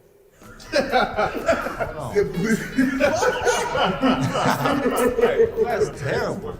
Pawn D3, that should be GG. Oh, okay, he trying to be tricky. Look at him with the little trick. I'm gonna take that with the pawn. He tricky. He look at him. He thought I wasn't gonna see that. Rook E1? Yeah, I mean, your block. Okay, all right. So let's go. Rook takes E1 check first. After bishop takes B2. Goodness. I knew that. I didn't know he saw that. I didn't know he That's saw the whole point. Yeah. That's it. Resignation. That's it. Let's go. Let's go.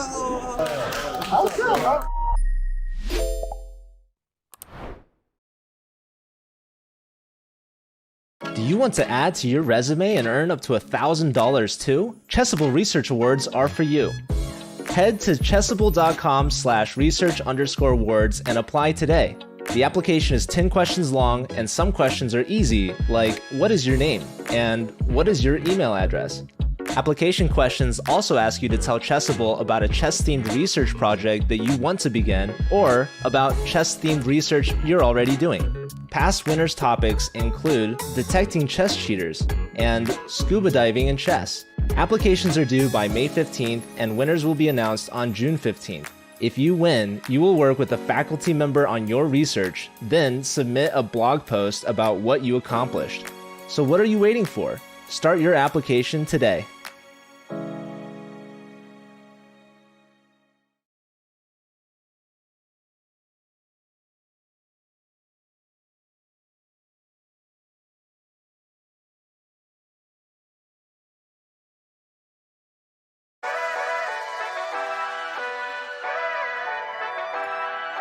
Hello, everybody. Welcome back to CCL. We're happy to be here, happy to have you. And we have our next match coming up here. This will be kind of an exciting one because we're going to see someone at a different level. So some people have never been on stream before. I think it'll be very exciting for them. Are you looking forward to it, Ben?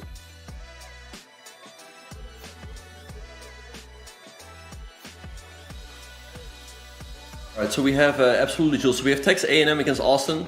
So very exciting match. Two teams we haven't seen on broadcast just yet. So it will be a great opportunity for them to show themselves, see what chess they're capable of. Hopefully they call on their friends, their family. They're like, hey, now's the time to watch us. And here we have the lineups, Jules. Yeah, so we're going to see Yankee Wang versus Justin Trey.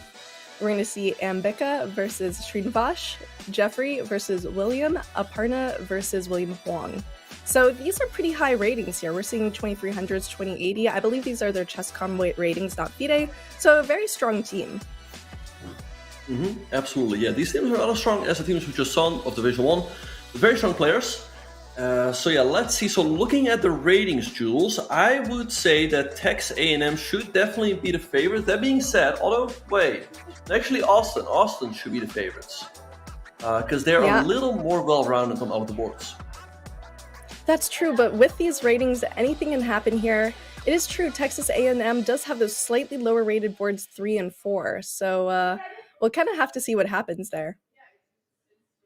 Yeah, I saw Austin should be the favorites, but now when I look at it again, I feel like it's a coin flip.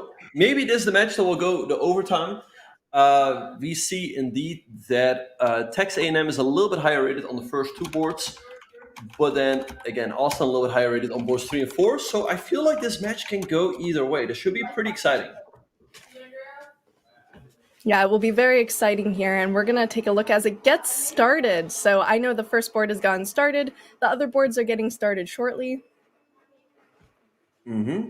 Yep. And here we see a Grand Prix tech by white. Oh, Queen A5! Queen A5! And the bishop is lost. And that is right at the beginning here. Oh, and those are some traps. It just shows anything can happen at any level. I actually lost an over-the-board game like this during my first over-the-board tournament. I completely hung a bishop in this exact same way. So it definitely happens, but whoa, what a start. That is rough. That is rough. Yeah, this is a match from Division 4. Yeah, I would not expect a mistake of this magnitude at this level. But yeah, White's down a full piece now against a 2380. Very hard to fight back from. But the game on board 2 has also started off. We see 1b3. And on board 3, we also started. We see a French defense. Let's see what we will have on board number 4. It looks like we're getting some spicy openings here. I've never seen that response against a French defense before. Mm-hmm. All right. Okay, so let's see. All right, so 95 on board number 2. Okay, so on board 4, we see 1d4, and Trey still has to make his move. So, and he opens up with the Dutch defense.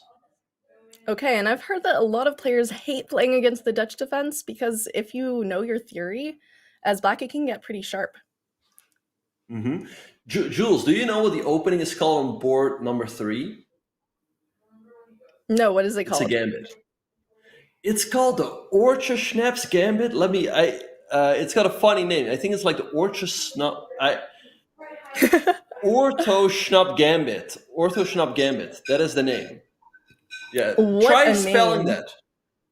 Try spelling that, Chad. Like Ortho Schnapp Gambit. Yeah. What a name. And Gambit's all aboard on in Blitz. And that's what I kind of like about seeing this level where they're very, very strong, but maybe not title players, is when we look at our GM games, a lot of times we see very like normal openings, Queen's Indian defense, King's Indian defense, just very normal stuff. But here, I think people can have a little bit more fun. Mm-hmm. Absolutely. So we see Huang on board number 1 pushing forward with f5. Why would have a fine position if not for the fact that they're down a full piece, but he's still continuing in a Grand Prix fashion. Jules, looking at the games, is there a game that stands out to you? Maybe we should go to board number 2. I feel like there's a lot of tension over there. Absolutely. Let's do it. Right. Okay, so let's have a look. So we see that White is having an active knight in the center here on the e5 square. It's solidified by these pawns on f4 and d4. Bit of a stone wall setup, if you will. But Black has the bishop pair, so we'll see how he will try to take advantage of that. And I feel like given the fact that White doesn't have a bishop on d3, it's going to make it really hard for White to ever attack here. So I like Black's chances. Yeah, it does look like a pretty nice position. And when you don't have any opportunity to attack, sometimes you get a little bit impatient and go for something that's not so sound. Right, and we see here the move c4. We'll see if that's a good move or not so much. If I was Black here, I would take on c4 with the d-pawn, opening up the diagonal for my bishop. And after pawn takes, perhaps b4, keeping the lines a little bit more closed. But all of that would give White opportunity to get the bishop pair back with knight takes c6. So let's see what Ambika is going to do here with Black. Right, and by the way, we have predictions in the chat, which I predicted my points. I actually don't have a lot of channel points anymore because I keep predicting wrong. But yeah, we'll hope. We'll hope. Someone says they put all their pawns on Texas A&M. I had to go for University of Texas, but I think this is going to be a close one. This is a close one indeed. All right, so for the last match, I really regret not betting on SLU because it felt like that was a pretty convincing victory. For this match, okay, let's see. So we have, okay, wait. And as he bets his channel points, I can take over here because I know this is very, very important to Ben. He's actually one of the best at predicting who's going to win here. So he has a lot more points than, say, I do. And I got into a habit last season of betting against Ben, which is hence why I have 0 channel points despite watching a lot of Chess.com. So don't do that, chat. But that is a losing strategy. Unpredictable. Yeah, I learned that one. All right, it just went all in. So people still have their last chances to predict. I went all in on Texas A&M. We'll see. We'll see if that's a risky bet or if it will pay off. All right. Anyway, this match is underway. Okay, so let's see. Wait, Jules. White was completely lost on board number 1, but now Black gave the bishop Whoa. back. What? How And did Black that is losing happen? more material.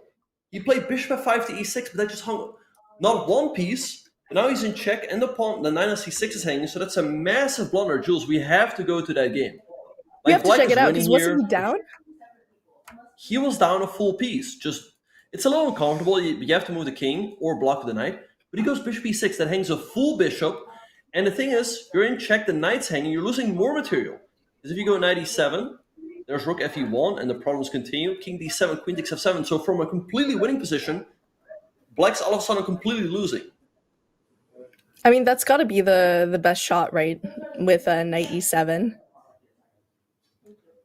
I don't know. I mean, I'm not happy It's now just- that I just put all of my channel points on. I thought, okay, they're already up a point because he's going to win here, but he's going to lose now. But it happens because you get so comfortable when you're up a piece. Sometimes you turn off your brain a little bit, and these tactics, they come through. So this is why you should always do your puzzle rush, kids. And you can't really defend the knight with the king, even if you wanted to, because queen f7 is a move. But we see it, the try knight e7, and now you're just going to want to double your rooks, and there's not a great way to respond. There's not. There's bishop f8 to defend e7, but then knight. Knight h5, maybe you can take, because if you take here, Black can take here. So he goes castles, giving up the knight, but now Black is down. Is on down a full piece. But turnarounds can happen. So let's see how Yankee will try to fight back. Absolutely. And the time difference is a little bit intense here with over a minute extra going to William Huang, who probably wasn't using a lot of time because he was like, yeah, I'm down a piece. What's going to happen? I mean, you just probably want to attack Black's vulnerable king side, but if you're Black, you don't have a lot of counterplay. It's hard. It's hard for Black. He's down a piece, and indeed, like I said, White's going to attack him. It was like h4, trying to chip away that entire pawn block over there. I think Black's just completely lost. I don't really see a good way to keep this game going, but Yankee does have a rating advantage of 230 points, so maybe he can figure something out. Yeah, it's definitely possible there, but I don't know. You're going to have to come up with some counterplay with 54 seconds on your clock. I mean, but we said this game was over before, and then it completely flip-flopped, so who are we to say it's over again? Yeah, but I don't see Black coming back from this. He's down to 45 seconds on the clock. h4 looks very natural now, breaking up all the pawns on the king side. Let's see if William is going to do that. I don't see how you don't make that move, but you never know. And there we have it. And we see it. It just looked too natural. Yeah, I mean, there isn't a really great way to defend if you push your pawn. Queen can just take, and yeah, it seems like you're going to be losing more material or getting checkmated. Right. Yeah, I don't see a turnaround happening here. I think Yankee got a little too comfortable. He won a piece, but he just kept his king in the middle for a little too long, and then before you knew it, some bad stuff happened. So yeah, I'd say, if you're up material, just keep it simple. Bring your piece to better squares. Maybe go for a trade or two. Just don't keep your king too long in the middle. Then bad things can always happen. And then knight takes g5, and William. Oh, that's GG. Yeah, and we'll see if he's going to take a second to just fully calculate everything. But I think he'll see the GG quite shortly. In the meantime, should we go to bird's eye view, or should we just wait to see if he sees it? And he's got it. Okay. Yeah. Yep. All right. So William wins this game, and we see that Austin is taking a 2-point lead. So not feeling good about my prediction right now. I don't know what happened on board 3. Perhaps White hung a piece as well. And on board 2, Austin is winning as well. And on board 4, they're better. So we might see Austin taking a massive lead coming out of the first round. Well, chat, this might be the first time that I've bet against Ben, and I could be winning. So just putting that out there. Very excited. Won't count our chickens before they hatch, but this is looking very good for University of Texas at Austin. Yeah, I should not have. I usually bet when I'm pretty sure what's going to happen, but here, of course, anything can happen. Let's go to this game on board number 2 between Fan and Yalam Raju, as it's looking really nice for White. White is down a pawn, But look at these pawns in the middle that are marching up the board. These pawns on the queen side are completely blocked. Let's see what's going to happen here. Like f5 looks really tempting for white. Yeah, absolutely. They're not just controlling the center, they're dominating it here. F5 is an interesting move too. Those pawns just keep marching, and then, eventually either you're going to have these beautiful pawns making threats, or you're going to have some sort of threat on the king side as well with that nice bishop on b2. This just looks like a dominating position, but he is using his time. Yeah, white using a lot of time here, down to 40 seconds on the clock now. I think this game can still go either way. Both players getting very long time. And he goes f5. Looks very natural. Perhaps he should have played it a bit faster. It's not that easy to push forward, because if you go e6, you're going to hang d6. But for black, it's almost impossible to push these pawns. And bringing the queen back into the game with c6. Okay, rook d1 on the board. The computer does not seem to like that one. But I don't know why. He goes a5. I guess just push these pawns and pray, and just hope that white doesn't have anything. And I don't really see what white can do, to be honest. I think just push and leave it up to white to do something. Yeah, I mean, just pushing f6, and then you can bring your bishop in if you have time. But yeah, now it actually looks a little bit scary with these pawns. Although, yeah, the pawn can't take because the queen is hanging, but you have to be a little careful. Maybe you have to move your knight now. Okay, rook c4 on the board. a3 apparently is not... I think queen a6 is a really good move, because you pin... Okay. Black should be doing well here, but both players getting long time. He sacrifices the knight. Okay, let's see how this will play out. Oh, don't hang the queen. Threat. Yep. Oh, there goes an important pawn. And that was the whole idea behind that move. But now you have to make sure you're not hanging anything else, and it's a little bit difficult. Also, that a2 pawn is still a threat. Yeah, this position is super hard to play on long time. Rook c2, but it feels easier for white. Just try to pick up the pawns. But 12 seconds. Really, anything can still happen here. Yeah, and just making some threats, trying to gain some time back, and desperately trying to get rid of that a2 pawn, which now I think he can. And I can just take. Yeah, now black's just up a piece. Sorry, white's up a piece. But still some loose pieces on white's position. Okay, a1 is hanging, e2 as well. Oh, there goes the knight. That's a big blunder. And he has 6 seconds. And check and mate. And the mate comes, and that is what happens when you're very, very low on time. We see Yale Miraju taking the point there. Yeah, wild time scramble in that game, but very important for Texas to get on the scoreboard. But Austin is having a 3-1 lead, really due to that turnaround on board number 1, Jules. Absolutely, and I mean, that is quite the start for my channel points here. But as we see, William Huang took home the point. It was pretty even on boards 1 and 2 there. But then Austin was dominating with their 3 and 4 boards. So we'll see if they're able to keep it up. Yeah, so tough start there for Yankee Wang. I mean, he was just up a piece after like 5 moves, but still lost. So yeah, let's see if he will come back from that. But it's only 1 round. They're down 2 points. It's nothing insurmountable. And as we speak, Jules, we have the pairings for round number 2. So let's have a look. Yeah, and here we see it. The board 1 versus board 3, Yankee versus William, Ambika versus William Huang, Jeffrey versus Justin, and then we're seeing Aparna versus Srivash here. So board 4 versus board 2. And Texas A&M is going to have to take home these points on these top 2 boards with white. I think that's crucial. Yeah, absolutely. Both teams are the favorites on their boards 1 and 2, so they have to win those games and then try to limit the damage as much on boards 3 and 4. Like every half a point they can get is going to make the difference. And that's actually making the difference in this match, because we saw that Austin won on board 1, and that is why they're having a 3-1 lead. So let's see if we'll see any upsets in this round. We see Wang opening up with 1d4 and a very early g3. But this gives black the opportunity to go for a very solid, let's say, Slav setup. And that bishop from g2 is always a little blocked in by the pawns on c6 and d5.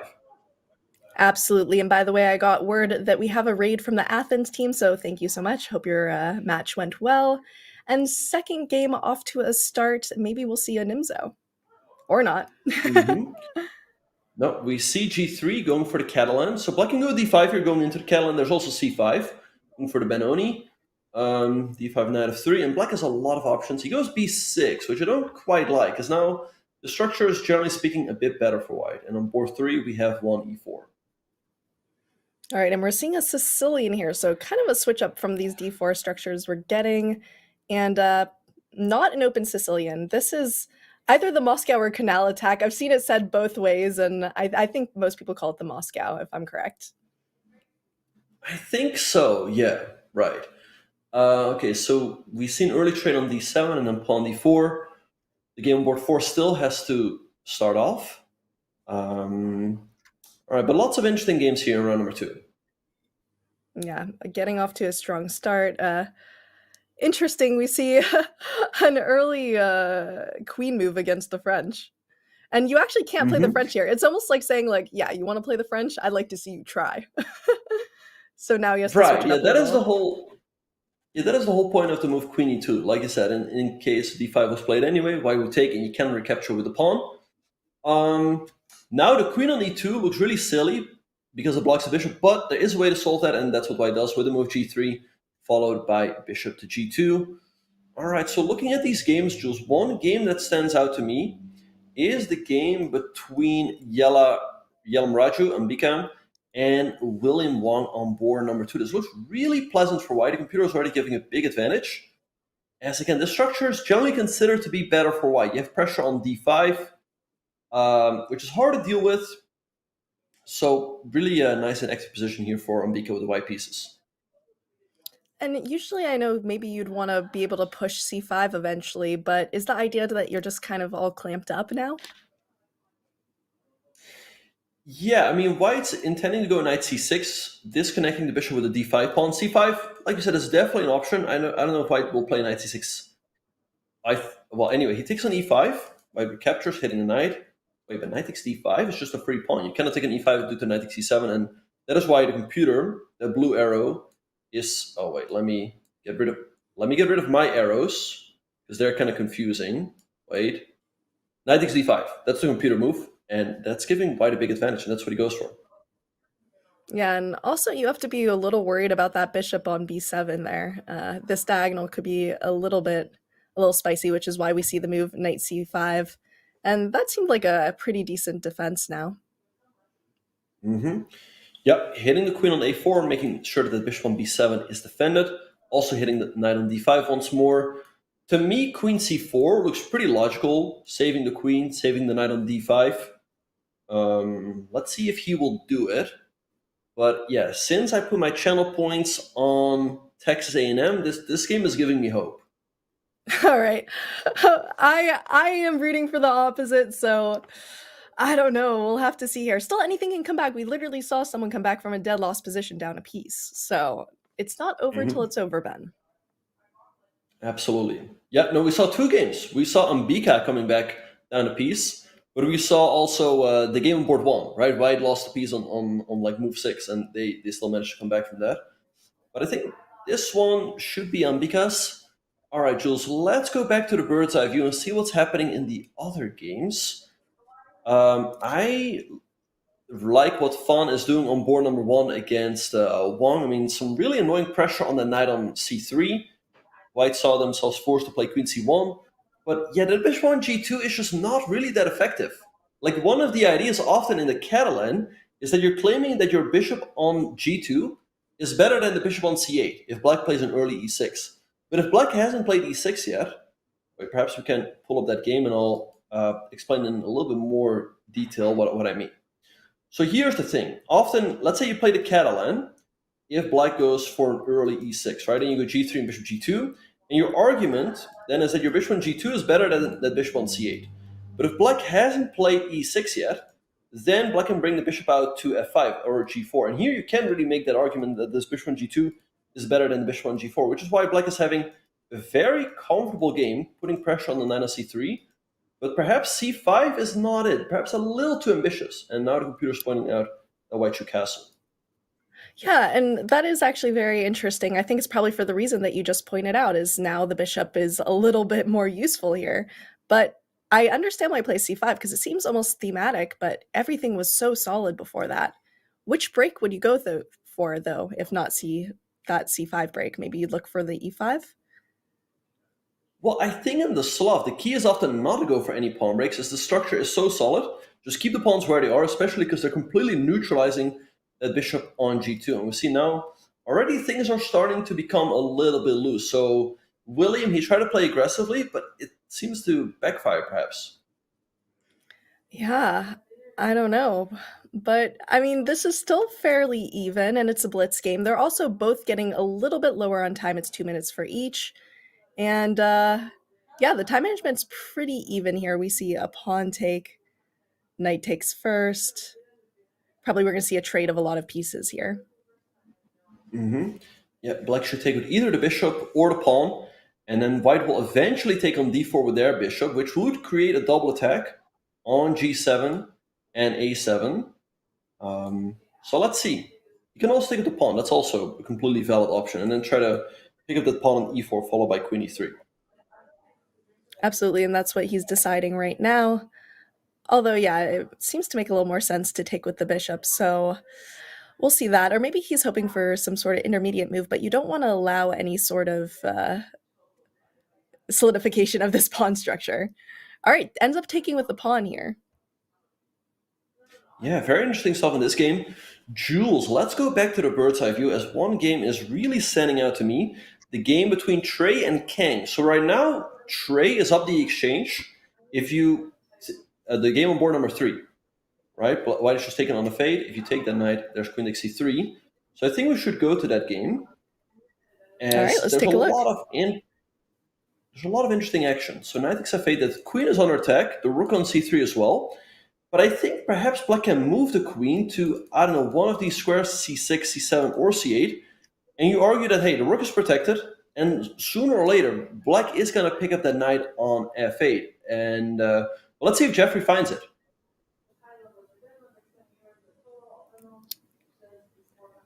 Yeah, and you probably just want to have some sort of attack. Maybe bd4 is a nice try, but it just seems so dominating by Jeffrey Kong here. Yeah, I guess bishop d4, there's rook c2, but this game is super complicated because you haven't won this knight back yet, and black is still having some loose pieces. Bishop d4, like you said, hitting the rook and the knight, but rook c2 is there. There's rook c1. Justin has more than 2 minutes to figure something out, but the question is if it's there. Yeah, I mean, I don't think it is, and that's what he's looking for. He's looking for some sort of save here, and when it's not, sometimes it's just best to take your time, get this time advantage, and just move forward, make a move that is not terrible. But he might just take up all his time, and if this time is even, then I don't know, it'll be hard to come back from this. Absolutely, yeah. So let's see what he's going to do. Bishop d4 makes quite a bit of sense to me, because then even after black moves the rook, the knight on e5 is always hanging, which is pretty annoying. Rook c1 to move as well, and that's the one he goes for. So now let's see, Jeffrey trades and goes queen e8. So hitting the knight on f8, there's not a good way to defend it. You can still get a pawn for it by taking on g6 or h7, but then you'll be down a rook for 2 knights, which should definitely give like a big advantage. Yeah, those 2 minor pieces for a rook tend to be pretty dominating. But yeah, this is interesting because you don't want to take the bishop, or yeah, you don't want to take the knight just yet, because I think maybe you have like rook e1 or something like that. I guess so, yeah, and that is why the computer's pointing out the move knight c6. I mean, some really complicated tactics in this game, so some high-level chess from both players, and wow, he finds it. Impressive move. Hitting the bishop. Again, this knight on f8 is not going anywhere. White's going to lose, I mean, not a full piece. You're perhaps going to get a pawn, but that's not going to be enough. Absolutely, and now you just kind of have to take a pawn and call your loss there on that one. Yep. All right, so Justin in trouble for the Austin team. Let's see what he's going to do, but he's with his back against the wall. And yeah, Jules, I feel like this match can still go either way. I mean, Austin having a lead, but it looks like Texas A&M might even it up in this round. They could. They seem to be doing very, very well so far. We'll see. We'll see. Channel points wise, we'll see. But would it be worth it to go to bird's eye view here? Absolutely. Yeah. Let's have a look at all of the games. As there's a lot of action. Earlier on in the game between Wang and Fan. White was up a pawn, but now black is up a pawn. So we can pull the bird's eye view.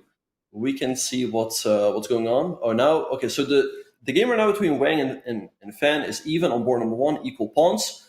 White's definitely still much better in the game between Yale Raju and Wang. But not over yet. White up 2 pawns.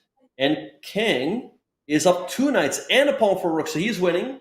And on board number 4, Jules, the position is approximately even, but Yale Raju has much more time than Ramesh. I think that's going to be an interesting board to look at. I think that's where we should look, because especially with this time, look, 15 seconds to 45 seconds, anything can happen here. It just depends on who's better at managing their time and who can keep the biggest time advantage. Oh my god, Jules, look at what happened on board 1. Black made a massive blunder, hanging a rook in 1 move, so that's a big gift to Wang, who gets a win for Texas A&M. Okay, and that is another point for Texas A&M. My channel points are starting to feel a little bit precarious here. So we'll see what happens on the other boards here. Looking at this this last board, do we want to take a little bit of a deeper look at that? Yellow Maraju versus Ramesh?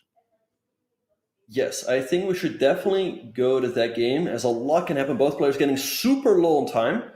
I like black's chances. These pawns are weak. Maybe c4, followed by knight c5. I wouldn't trade the queens. Why does that open d-file? Yeah, okay, now that the queens are off the board, it's not like everything can happen anymore, but still a lot can happen here. Wait, I wouldn't give it the d-file. Yeah. Yeah, now black has the d-file, and you're going to have to make a few moves to try to challenge that. And meanwhile, black's king can get active. So if you want to trade rooks and black's king is more active, it's not looking too good for you. Yeah. But black should, if anything, black should be better here because they have the better pawn structure, but difficult to do anything with it. Maybe like swing that knight around a c6. Okay, he's just moving back and forth now. Let's see what's going to happen. Okay, free pawn. Free pawn, take it. Take it. And I get it, because sometimes it feels a little bit better to try to ruin your opponent's pawn structure and take back the pawn when you can. But I think you can just kind of plant on d4 and protect everything. Maybe a better one would have been like h5 with that tactic, because then you could just swing your rook over. Yeah, king e3 was forced, so black can make a draw here. It feels like black should have the advantage here, but it's not so easy. He goes f6. Okay, the idea is after takes, knight d6 becomes available. Knight d6, swinging the knight. I wouldn't go up But look the at the time. Both players only have 7 seconds. Right, so anything can happen. Rook c3, that pawn is starting to become weak. Knight takes c5, he blundered, but white misses it.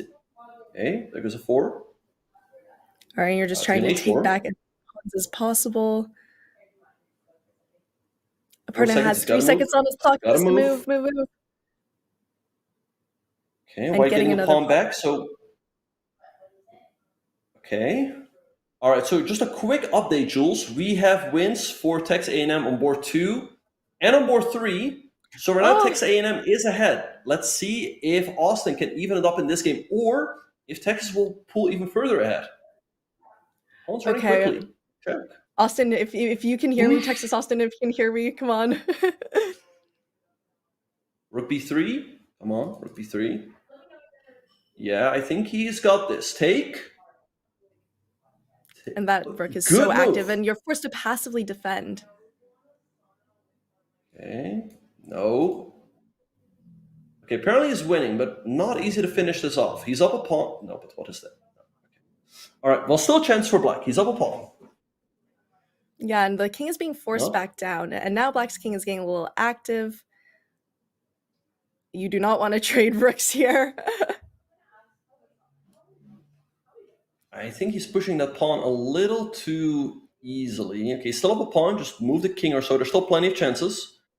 Okay, 4, that wins another pawn, and he finds it. I think black's gonna win, but the technique, check. He's just gonna deliver as many checks as possible. And now perhaps there's no good way to avoid all this. It's still hard to hold this. Push. Still tricky. I can still win. He's up a pawn.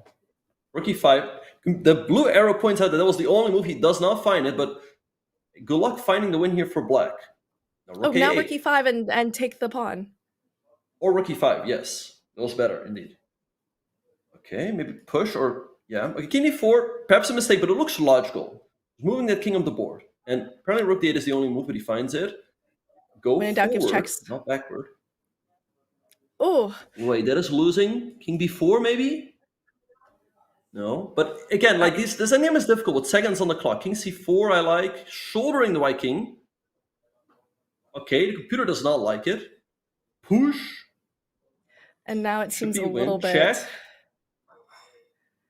Check. Finds And you it. can keep trying to deliver Still- checks, but eventually that king is going to hide. Oh, yeah, you just promote the pawn. That's it. Oh, king back. Just zigzag the king back. Yes.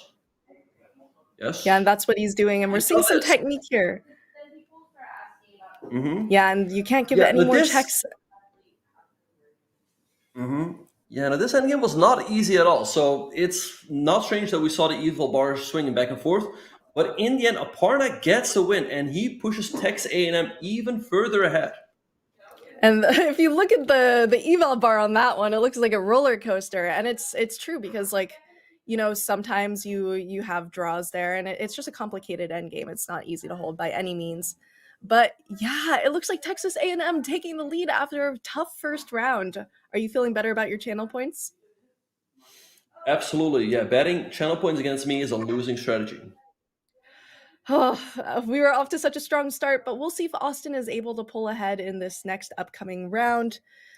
By the way, everyone, Community Championship check, 2,500 prize fund check, broadcasted live on Chess.com streams check.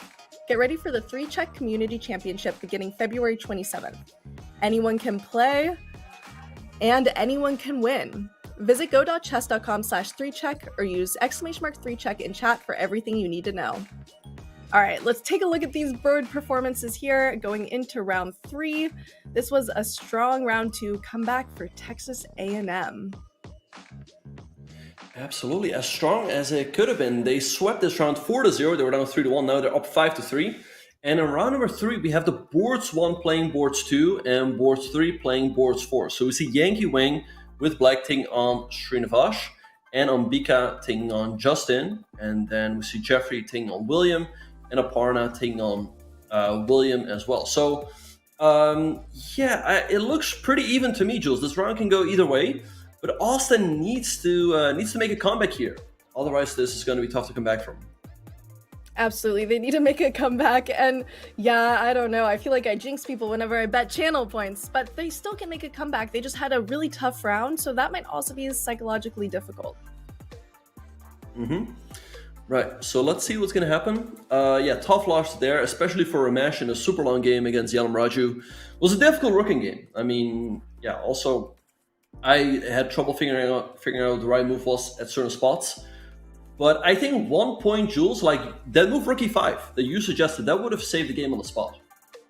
Winning the pawn back on Absolutely, e5. but it's so easy to miss these when you don't have a lot of time. And I think after this CCL, I'm going to actually analyze that rook endgame myself because I think it's actually very, very helpful, that kind of position. And we saw at one point he was trying to trade his rook because he thought his king could get down in time, but I guess it couldn't. It's very difficult to play those with not a lot of time, but we're seeing the game's off to a start with a Sicilian here. Mm-hmm. Right, so we saw in that earlier game that Yankee quickly got an extra piece. All right, so he's playing the Taimanov defense with a very early queen c7. And White goes for an early trade on c6. I feel like Black should be doing fine here. Usually Black would have played the move a6, but the pawn on a6 can be a bit of a weakness. It's also not the most useful move, so I feel like a Yankee is doing fine here. As we're waiting for the other games to start off as well. Yeah, it seems like he's not using a lot of his time either. Now he's probably out of theory and just trying to find the best move. The other games will most likely start shortly. And now we have him fighting for the center. Okay, a French defense coming in. I wonder if we'll see some sort of trick like that. Right, so we saw in the other game that White fought the French with the move queen e2. And here we see something similar, also going for a King Zinian type of attack with d3, knight bd2, and also g3, bishop g2. Black going for an interesting setup with bishop d6 and knight g7. In the meantime, the game on board 3 has started off as well between Kang and Wang. There we see a knight orf with f3 and bishop e3, Black playing e6 and an early b5. So that game can really go either way. Najdorfs are always very, very sharp. And I'm looking at this defense against the French, and it looks kind of similar to some like Fischer-esque lines. I remember just playing this line once without actually studying it and just getting absolutely crushed because it's kind of hard to play when you don't have a lot of space. But some players absolutely love those positions where they're a little bit crunched, close Sicilian players, for example. But yeah, it seems like we have a lot of activity on all the boards.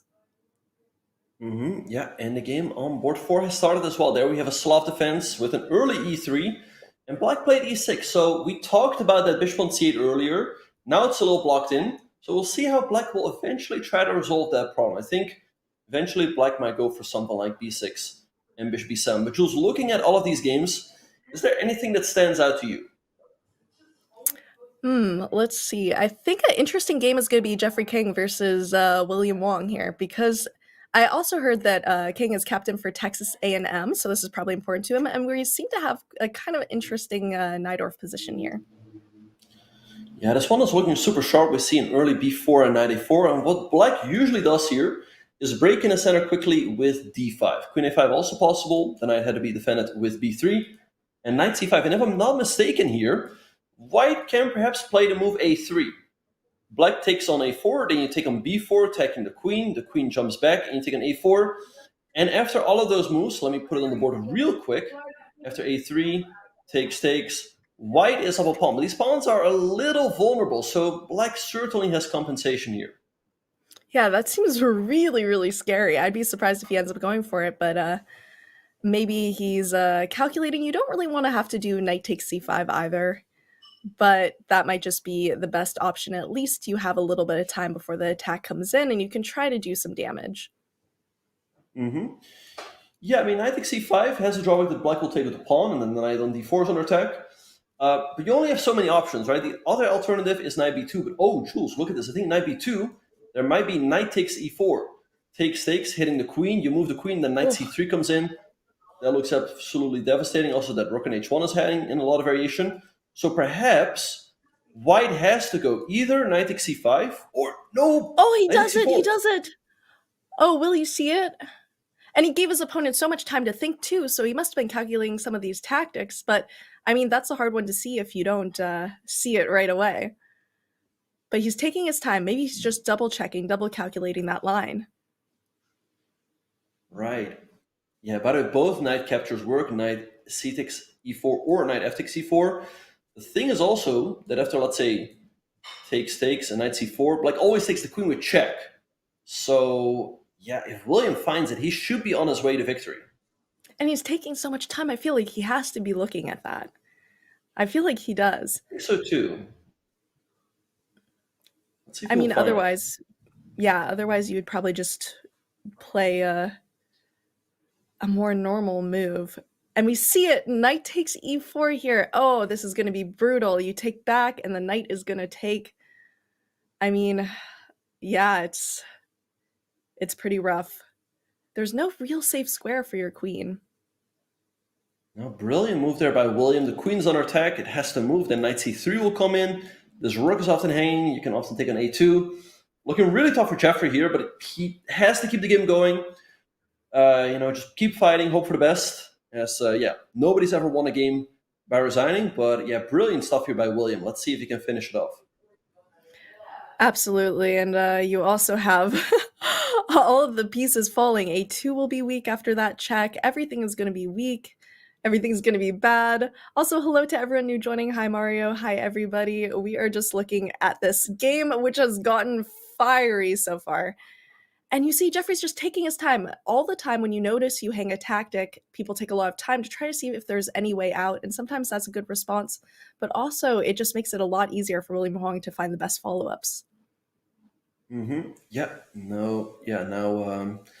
William has a lot of time to think and find the best moves. It's looking tough, but I think, like we said, Jeffrey just has to keep playing and hope for the best. The only thing for black is frozen. Yeah, the only problem for black could be that black has too many good options. Doesn't seem to be like a problem for him there. He just continues to go. You could take the rook with your knight. You could take either of the rooks, actually. Yeah. No, that's what I said. It's legitimately a bit annoying when there's like too many good options. It's nice when there's just one good clear move and then you play them. Now there's like, oh, I can take on H1, I can take on D1, which one is better? And then you start spending too much time. And that's why we see William spending some time here. Again, he's got a luxury problem, right? He's got Yeah, too many it's good options. So let's see which one he will choose. what is it? Decision paralysis or option paralysis or something. I've seen that about like the dating market or something. Haven't really seen it in chess before, but we're learning some new things every single day. And yeah, you're gonna lose both rooks. Well, okay, maybe not Yeah, now. he very well could. Already one rook has been captured. The other rook is still under attack. You don't really want to move to d2, as then black takes on a2 with the queen and white's stuck in a mating net. Rook e1 really doesn't look that appealing either. Black probably takes here. So I don't know. And Jeffrey's down to 1:20 on the clock. This is looking dire for him. Absolutely. And someone said paralysis by analysis.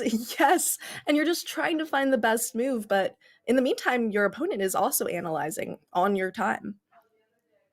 Absolutely, yeah. Every second you take, you also give a second to your opponent because they can think on your time. He needs to do something. I mean, maybe like knight takes e6. It probably doesn't work, but you might as well try, right? So let's see. But if he, just sitting there thinking is not going to solve the problem. Yeah, he just needs to do a Hail Mary move. I liked your suggestion there. And I mean, just do what you can with it. Just take Juice. everything you can. Yeah, what? We should go back to the bird's eye view. I mean, this game is still on our way, but I predict a win here for William. But there's a lot of action. Look at what's happening on board number 4. Fan sacrificed a rook on h2. We have to go to that game as, wow, the board is on fire over there. Wow. And okay, looking at that idea will be really interesting. We'll wait till it's up so everyone can see it. But take us through it, Ben.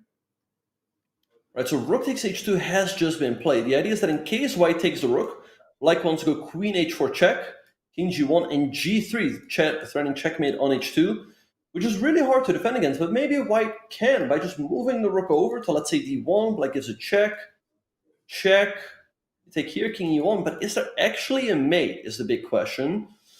But it's hard to go for this. This looks pretty scary, and that's why Aparna has paused to think. I mean, facing such a move is not a lot of fun. You can take on e4, but it's still stuff like queen h4. Wow, crazy complications. Yeah, bishop takes e4. You don't want to take back with the pawn right away because then I don't think your attack works as well. But yeah, I don't know. That's really tough. And he has 2 minutes, so he is up a little bit on time, which is helping him make this crazy calculation. I would be really scared to just leave that rook and allow queen h4. You have to take the rook at some point, as otherwise black just has an extra attacker, and then if queen h4 comes, you're just getting checkmated.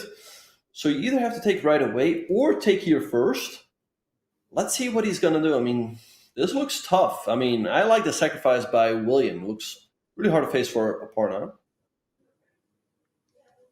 Yeah, it's going to be really difficult. I'm really curious to see what he does and if the mate is able to follow up, because you're trying to calculate a way to get out of it. But at a certain point, if you see that there aren't any good options otherwise, you just kind of have to take the rook. But I think there are some ways to bail out as well, which he's probably looking at right now. Yep. All right. He's still calculating. So the last round was really good for Texas A&M. It looks like Austin might be making a comeback in this round. As well, who knows what's going to happen in this round, in this game right here. But Kang is getting up. I mean, we just saw the game in the night. Black's absolutely crushing it. Might have a look at that later. And on the other boards, Austin is doing well as well. So let's see what will happen. Oh, my channel points might be coming back. And this is such a back and forth match. Actually, we've been seeing a lot of matches that have just been dominated by a team, and I think that's partially because some of the teams are unbalanced, and also partially because once a team starts doing really well, it's hard to stop the momentum of that. But here, it's just going back and forth. Absolutely, yeah, all right. So looking at the bird's eye view against Huang is absolutely crushing it on board number 3. He's up a million pieces. Board number 4, Yellow Maru has to move. He did capture the rook eventually. And then board number 2, Trey doing pretty well with white against Yalam Raju. So it's looking like this is Austin's round. It might be, and I'm almost curious to go back to and see how that Fan versus Yalam Raju game ends, because he has 15 seconds and the attack is coming. We might see something kind of brutal here. Yeah, let's try to go back to that game. As the moves that we predicted are on the board, Aparna is still thinking he needs to move. He goes rook fe1. All right, if we can pull up that game, let's see. Rook f1 looks logical. The computer is giving a question mark, but the idea is that now the king can run. All right, so let's see now what William is going to do. Okay, king over. Black can make a draw here with queen h5 if he wants to. You have to, by the way. No, that's not it. Now the king runs. Yeah, but that seemed like such a natural move. You have that pawn, but now you just find that you don't have a lot going for you here. Yeah, he's down a rook for just a handful of pawns. Doesn't seem like it's quite enough. But this king on c1 is a little bit stuck. It's hard to bring that rook on a1 into the game. And that pawn on g3 is only a few squares away from promotion, so it's far from over. But, maybe take here. There's 9 seconds. We need 2. Yeah. We need 2. Yeah, with 9 seconds, I mean, he could find a way to bail out of it, but now the king is looking very safe. And he might have gotten a little bit too ambitious here, and William Fan's time is ticking down. Right now, bishop d4 or queen d4, offering a trade looks good to me. Bishop d3 looks a little loose. Again, I feel like if you get rid of this pawn on g3, I would feel pretty good, but as long as the pawn on g3 remains on the board, it's scary. There are chances, and he's just pushing, creating as much counterplay as possible. But again, like we said, there isn't a lot you can do with all your pieces stuck. And that was a nice move, bishop d4. Now black also getting low on time, c5, trying to complicate with bishop c3. And you can take on d5. White's up a full rook here. This should be a win for white. Yeah, but I do appreciate what he's doing, trying to keep it as complicated as possible. He's playing this the way he should with so little time. Yeah, all right. Yeah, rook that h2. pawn is gonzo. No. Bring in the other rook. Yeah, this should be a win for white. He's just up a full rook and... Oh, I don't know if that was a... I don't think that was a mouse flip. He just missed this, but... Take on h6 looked like GG's.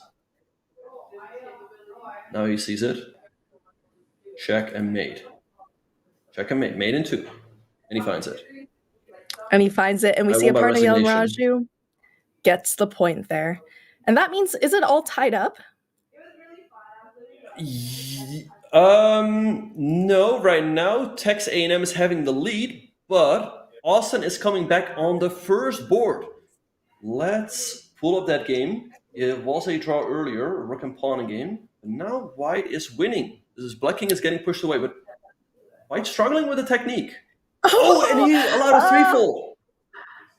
And he had a threefold there. And I think he just didn't know how to follow it up. And it's a little difficult because those checks keep coming, but falling into threefold's not what you want to do there. But I don't know. It's still such a close match. Yeah, this one was a pretty standard draw. What black has to do here is just bring the rook to the 6th rank. This is the easiest way to hold this. Make sure that white can never push up. Like if white pushes, you just wait. Wait for white to play b6, and then you go rook behind, and you keep checking. That is one way to hold it. There's another way to hold it, which is just to go, let's say, the passive defense. With rook here, like there's no way white can win here, as you can't push this king out of the corner. But instead he gives this check, and now there's not any good checks, and this king is getting pushed away.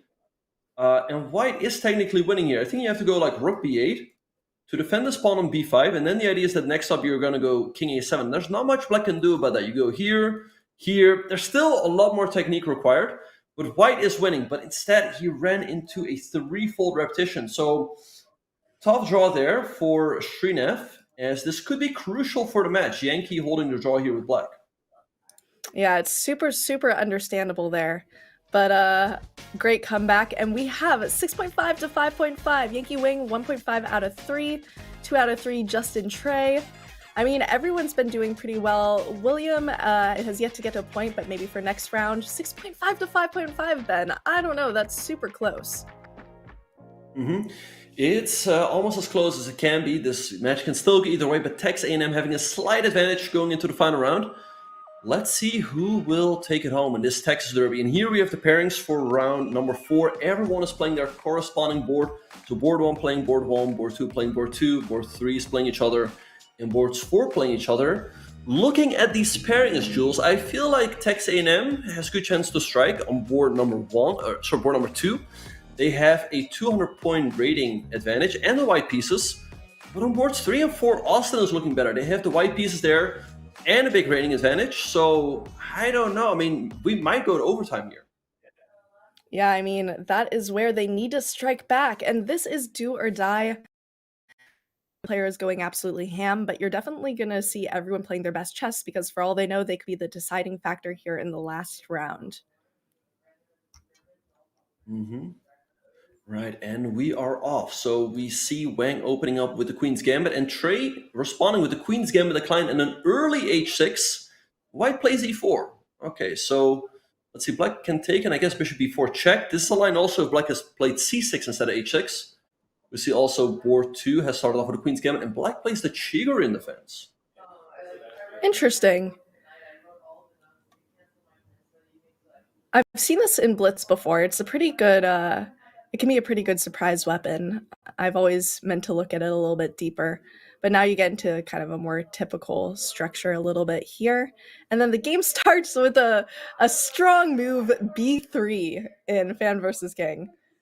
b3, and then answering with d4 or d5. Yeah, so a bit of a reverse Nimzo Indian or Queen's Indian, whatever you want to call it. Now I can take on c6 and give Black the double pawns. But yeah, like I said, Ramesh's opening strategy is pretty interesting for Blitz. You quickly bring out your pieces, you bring out the queen early, and it's a little bit annoying for White to deal with. White can get some long-term advantages here, like you can get the bishop pair, a better center. But Black is having so much active play that for Blitz, I think it's a pretty interesting weapon, this Chigurh. Yeah, it's definitely something to look at. I feel like I have seen it at some of the higher levels. Yeah, and then the last game has also started as well. All of the games are underway. And yeah, we're seeing some sound openings here. I wonder at what level people start playing more sound openings, at what level they stop playing as many gambits.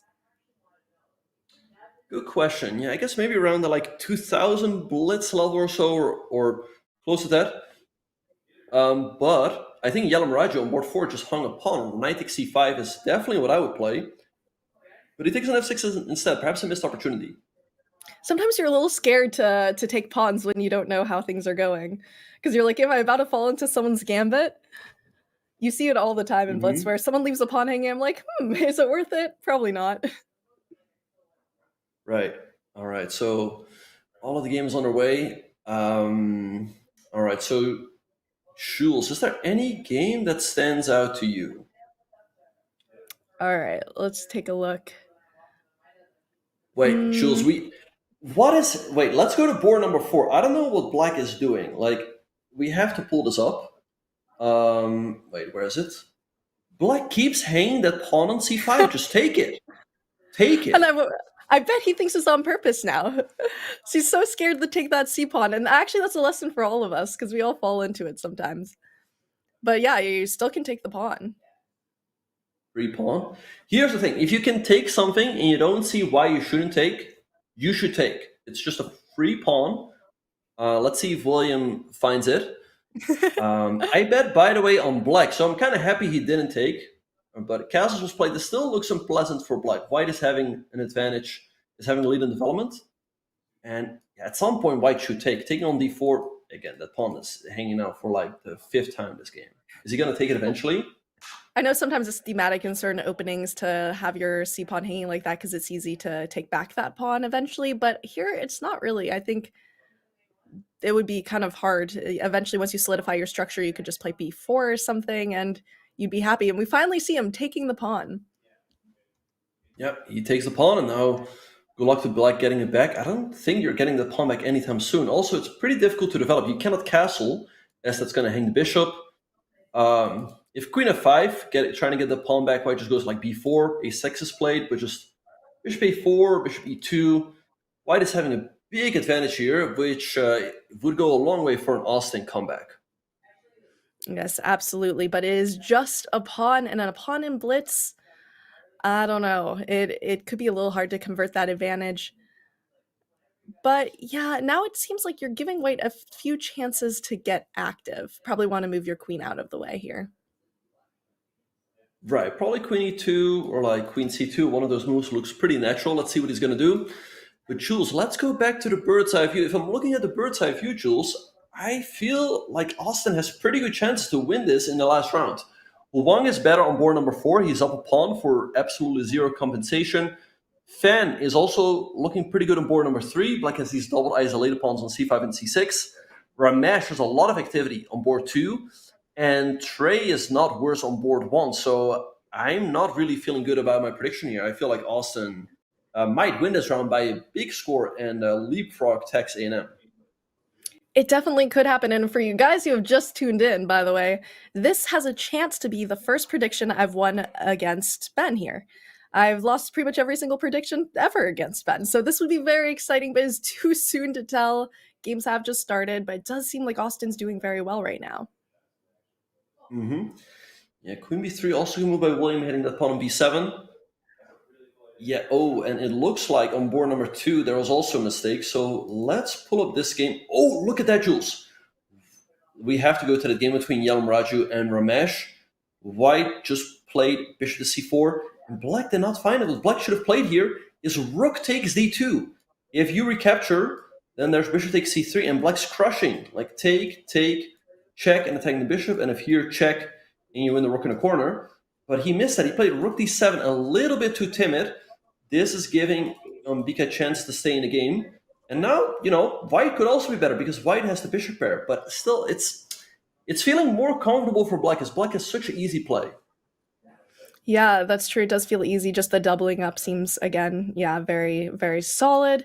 But it's hard to spot these opportunities sometimes. I think it's kind of intuition that strong players develop over time to be able to just spot when you have an opportunity and look a little deeper. But these players are very, very strong, and there's definitely options. Okay, interesting enough, it looks like there might be a tactic on the board, but I don't know. I don't think it's going to be found, or if it's even strong at all. Is bishop takes a3 an option? It's an option, but perhaps it was rook takes d2 again. Bishop a5 instead is played. The computer is giving that an X, but doesn't look like a bad move to me, keeping all of the tension on that knight on c3. This is still pretty uncomfortable for Bika to play. Like, it's really easy moves. Just rook here, then eventually this is really going to be screaming to be played. I think White just maybe has to sit solid with like queen e2, try to hold on. But I definitely like Black's chances here. So yeah, let's see how this game is going to develop. Yeah, we'll see how this one keeps going. And it's kind of hard as White because you are trying to defend and keep everything all together, but at the same time, you're trying to give yourself options, right? You're trying to find some form of counterplay, and I'm not really sure where it would be here. I don't know either. Yeah, I think what you have to do here with White is try to hold on, and then hope that later on you'll be able to use the advantage of the bishop pair. But holding on here doesn't look easy at all. Black is really active with the queen, the knights, the 2 rooks that are about to double up on the d file. All right, so we'll see how this game will develop. But I like Black's chances. Yeah, it's definitely gonna be a close one here, but we'll go out to bird's eye view. Yeah, let's go to bird's eye view. And what a draw on board 1 between Wang and Trey. I mean, Wang had to play on there as his team is in trouble. Now it's looking... No, wait. Yeah, a draw was agreed there. I think White absolutely had to play on. I think now Texas A&M is in big trouble, as they're definitely worse on board 3 and 4. I don't really see them winning on board 2. So we'll see how this one will continue. Right, and I think board 4 is a little bit interesting here too, because it looks like the advantage is coming from a very vulnerable king. I haven't quite calculated how many pawns are on the board, but that could be an interesting game there. Are there any in particular you want to take a look at? Yeah, I mean, White's better there because of the vulnerable king on e7 and the extra pawn. So Wang having a lot of advantages. Also, board 3, Feng is better. Again, those pawns on c5 and c6, they will remain weak until the end of the game. So yeah, it's looking tough here for Tex A&M.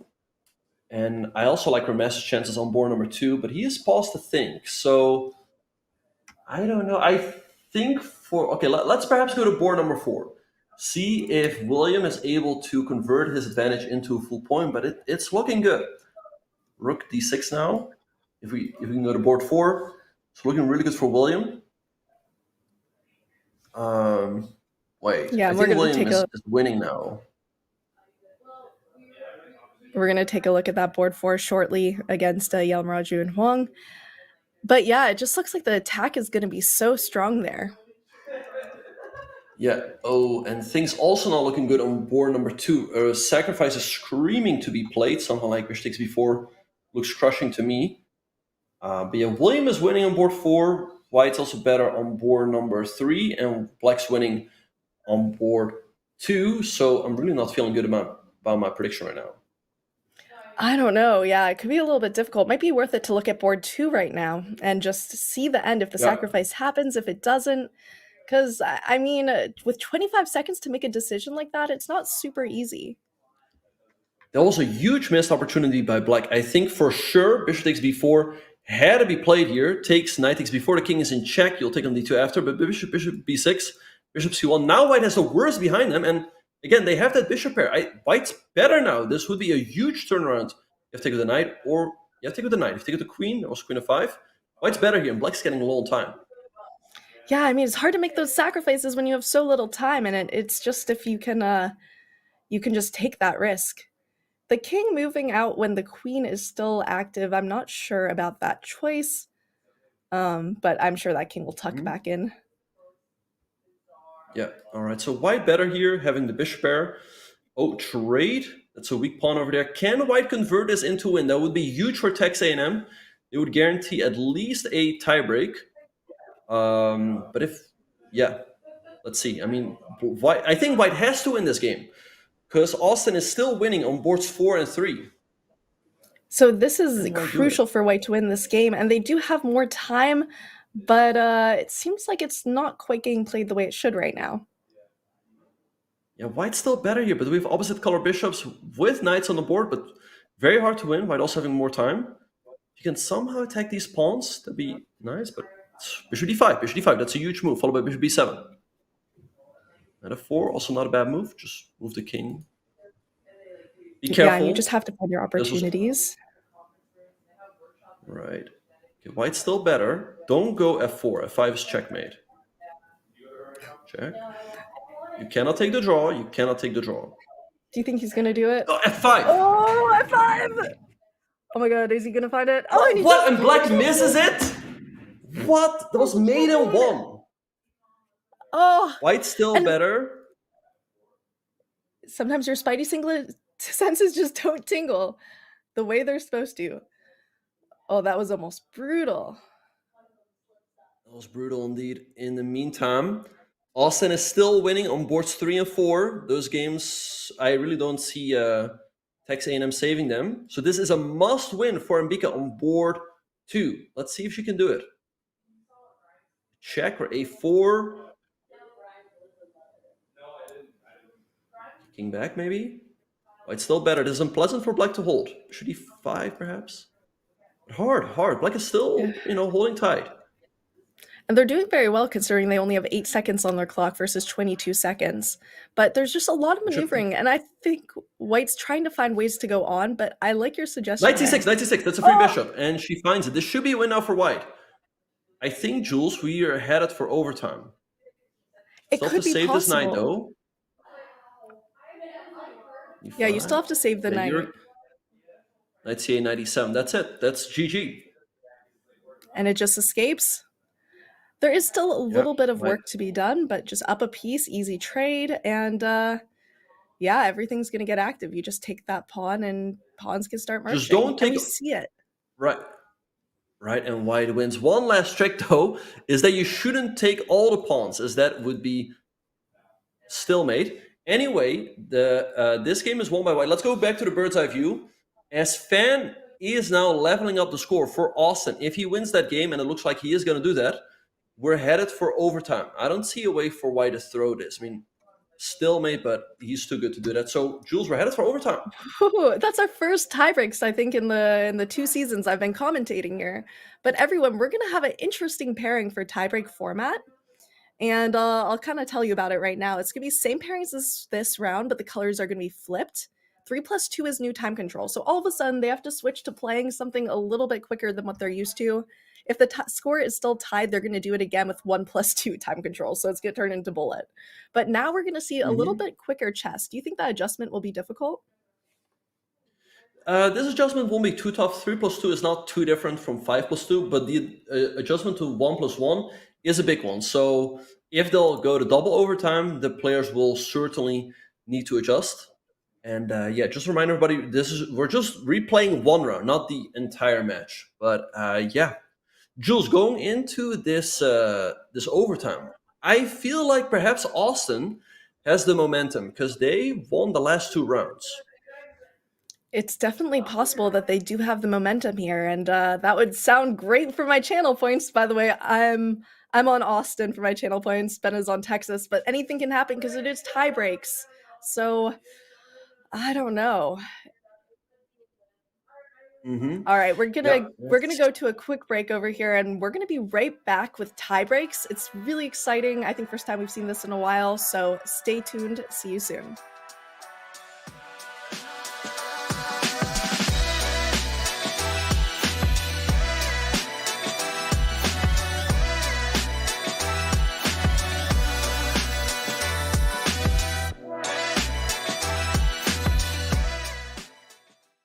Students, did you know that you can get a discount on any Chess.com premium membership? If you're enrolled in a college, university, or high school in a participating country, you can get 50% off any yearly or monthly premium plan, diamond, platinum, or gold. That's unlimited game review, unlimited puzzles, unlimited bots, unlimited lessons, and no ads. All at 50% off. Go to chess.com/students and get your discount today.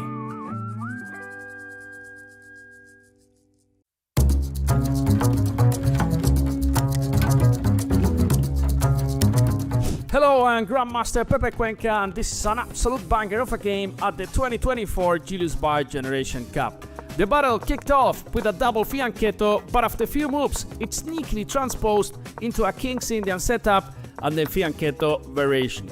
Black went for queen to c8, targeting h3, and then came a tactical shot and pieces started flying off the board. And if you, yes you, decide to play bishop to c3 here, then you would deserve a lifetime in prison. Instead, bishop g7 was played, but black still stuck with that sad backward pawn on d6. Firuza brilliantly sacrificed the d6 pawn, because grabbing it would be a disaster, because after a4, the queen side just collapses. Magnus then traded the dark square bishops and started squeezing black on the d-file, but just that pressure wasn't enough. Nah, he wanted blood, so he went for f4, and touching that pawn would mean losing the queen. Firuza tried to stir things up with a4, then Magnus smacked down with b5, forcing black to capture. The c4 pawn fell, but after e5, the d5 pawn was hanging by a thread. Now, after a couple of trades, after queen e6, we entered in Whose King is Weaker, the Extreme Edition. Then Firuza played the inaccurate queen takes e4, and Magnus switched into Terminator mode, pushing e6, exploiting the overloaded black queen. After rook g7, white had a simple plan, rook d8 followed by rook d7. But wait, black has queen takes e6. So what did Magnus do? Oh, just a special f5 sacrifice, throwing wood on the fire. Black, in full Mayday mode, tried to mix things up with some checks and f4. Here, the winning move was king to d3, calmly preparing king e2 after f2, doing a little dance before delivering the knockout punch.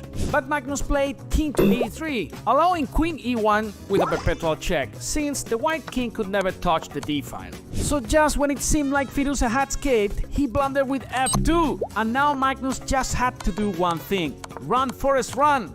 Dragging his king across the board until it found a cozy hiding spot.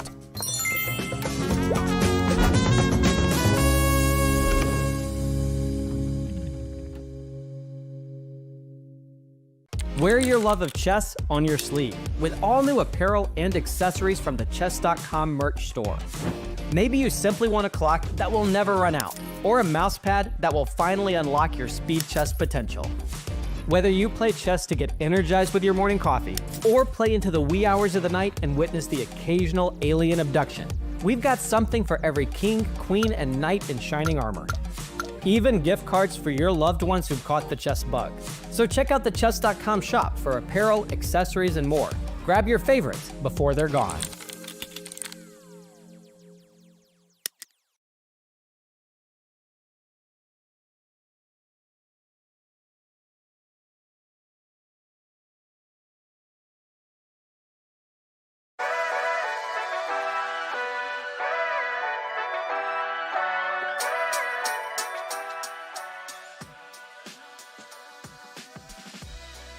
First time we've had this in a while.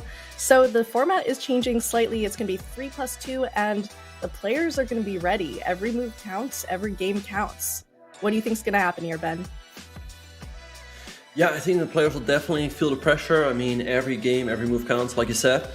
And now it's as close as it can be. We're going to overtime. But if any team wins this round by a point, they will win the entire match. So let's see who will have the better nerves. And as we speak, Jules, we are off. Trey and Wang have started.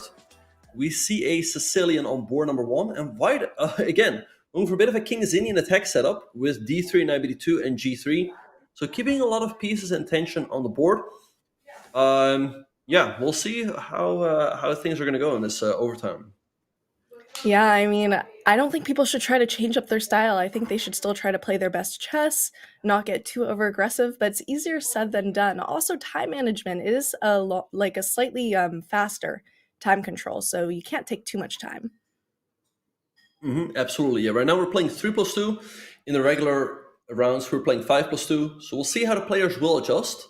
On board number 2, we see a French, and White played Queen E2, and Black played C6 and then D5.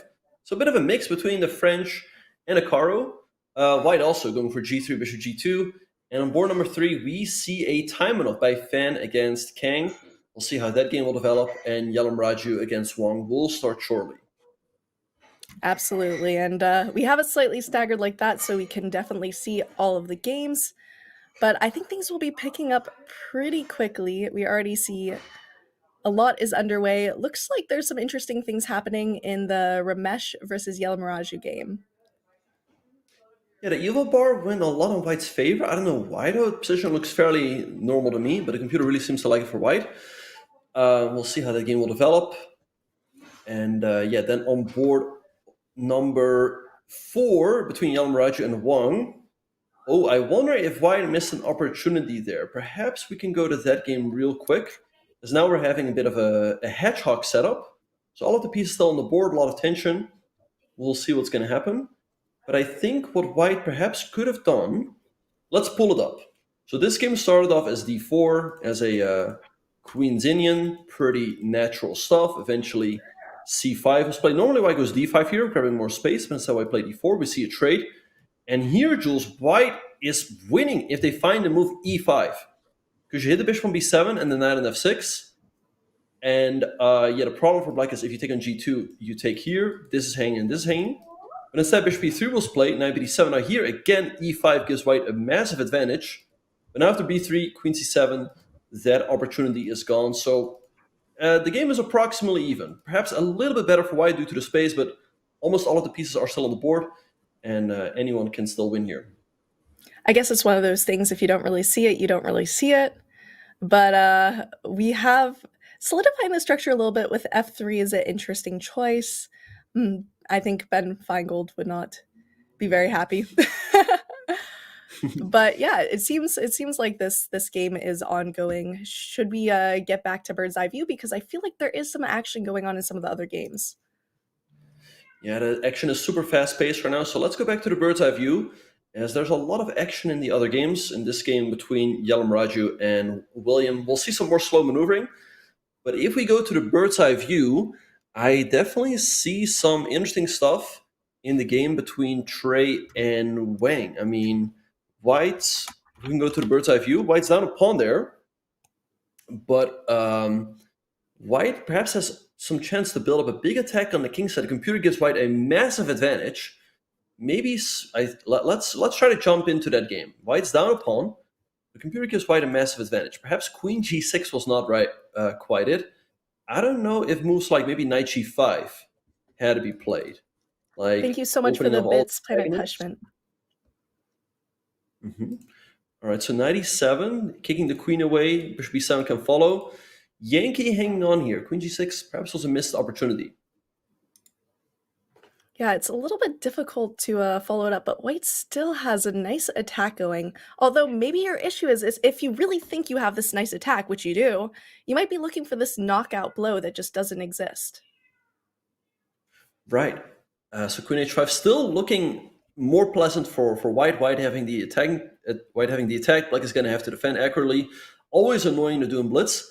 But Jules, let's go back to the bird's eye view. I mean, there's so much action going on right now. It looks like on board 3, we can pull the bird's eye view. I think black is completely winning in the game between Kang and Fan. Black is just up a full piece, but wait, is there some sort of sacrifice like queen h5 or rook takes e6 or bishop takes h7? I think something along those lines. Kang has 2 minutes to figure something out, and he has to find something. If he doesn't find anything, he's just lost, so he needs to go for some sort of sacrifice. And I mean, maybe there's something where you have some sort of perpetual, but this is your moment to figure it out. And he's definitely taking his time to think. And he sees a really interesting move. Rook takes e6. Okay, and after fine by Jeffrey. After pawn takes, the idea is bishop takes h7, take queen h5, and then a perpetual that you pointed out earlier. Queen f7, queen h5, and it's a draw. So big miss there by William, who was up a full piece. Now you have to do this. Queen h5 is not it. Is he going to find bishop takes h7? I think he will, because he's pawn. The issue is queen h5 is kind of tempting. You might think that maybe if a g6, you can sacrifice the bishop and you're still going to be fine. So that we could see that for sure. Right, but the problem in that line is rook d7, defending the 7 rank. So if he finds bishop takes h7, it's going to be a draw. He might be tempted, because if queen h5, you might also think it's winning, right? I mean, g6, bishop takes g6 looks interesting for white. h6 is met with queen g6. So let's see, is g6 going to be followed by rook d7? I think black will find it, because you kind of have to. I mean, yeah, when you're forced to find it, you find it. But he only has 35 seconds, so even if he finds it, there's a chance something else could get hung there. But yeah, I mean, g6 really is the only move that wouldn't require sacking back some sort of piece. Indeed, yeah, h6 is just not it. Do the queen g6 or queen f7 first, but 16 seconds. I mean, you have to play g6 here. He goes, he gives up the queen, but that's definitely not it. Take or check first. Big mistake by William. What a turnaround in this game. I mean, honestly, it's a little bit tough to follow up, but that was strong. That was very, very strong here. And 57 seconds to 15 seconds, still, I don't know. Right, so Jeffrey is winning, but he still needs to finish this off. Black has chances for a fortress. Knight on d5 holding everything, but it feels like black should not hold this if white plays accurately. Well, let's see, Jules, let's go back to the bird's eye view. Oh, sorry. Let's take a look. As there's a lot of action in the other games. So white is winning on board 3. Board 4 looking approximately even. On board 2, black has the advantage, and on board 1, white's better. So I have no idea, but it's going to come down to the wire. It's definitely going to come down to the wire. I'm wondering if there's going to be double tie breaks. Probably not. And we see the tactics are just coming. It's so hard to focus on one board when we have all of the boards just absolutely going crazy right now. Yeah, a lot of action on board number 2. It looks like, it's not easy for Jeffrey to finish it off on board number 3. Let's see if he will, but black, super long time. I think Jeffrey will get the job done. But yeah, Jules, looking at these games, I think we should go to board number 1, as there's a lot of action in that game. Let's do it. So Yankee Wang versus Justin Trey here. Okay. Okay, Jeffrey in the meantime is finishing. Yeah, so Jeffrey. Oh, wow. Okay, so Jeffrey's finishing things off in this game. Then everything is going so fast. Wait, it's this game right here. No, wait. Wrong. It's just going so fast. Yankee Wang has won his game on board number 1. Kang has won. Wait, let's go to the bird's eye view. There we have a clear overview. So on board number 1, Texas A&M gets the win. Board number 2, we see a win for Austin. Board number 3, a win for Texas A&M. And board number 4 should just be a draw. Wang does not know that he has to go for a win. He takes a drop, but his team loses. Oh my. Oh, and it would be so hard to push for a win there, but you could definitely do it, especially with the time. But it came down to half of a point. Yeah, well, if you bet your channel points against me, doesn't matter how, but you're gonna lose them. Yep, and we see Texas A&M taking it home, 10.5, 9.5. But Jules, what a match this was! Really, that game between Jeffrey King and William was the decider. I mean, William was winning if he found that move G6 followed by Rook D7. He didn't. Jeffrey won, and that really changed everything in this match. I mean, this match could have flipped up so many times during this tiebreak. What an exciting round. Texas A&M taking home the victory and RIP my channel points. But here we see just great performances by everyone here. Standout performances by Yankee Wang, Ambika Yelamaraji. Also, Justin Trey did great for his team. Everyone's just really carrying their own. Oh, look, 3.5 out of 5. William Huang, very, very solid there. I mean, everyone played so well, but with tiebreaks, I mean, it just comes down to half a point. This was a crazy match. Also keep in mind that in the regular match, Black missed checkmate on 1 in 1 move. That would have finished the match on the spot.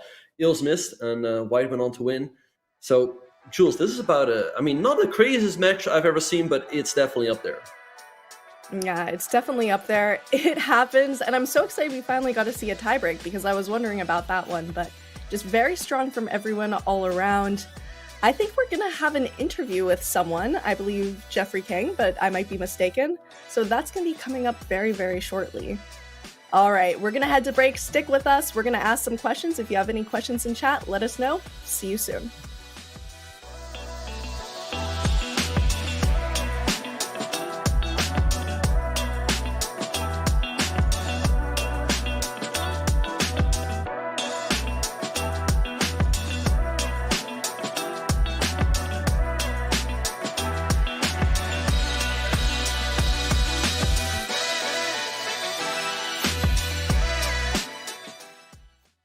Do you show a bunch of different faces to psych your opponents out? You felt very uncomfortable answering that question. He's lying, okay. Do you have a Lee Chess account? Did you successfully trick the lie detector test at any point in the game? Huge lie. Are you really worth $50 million? Are you intimidated by Magnus Carlsen? Do you consider yourself a genius? You know, he tried to dodge the question now. No way he's telling the truth on that.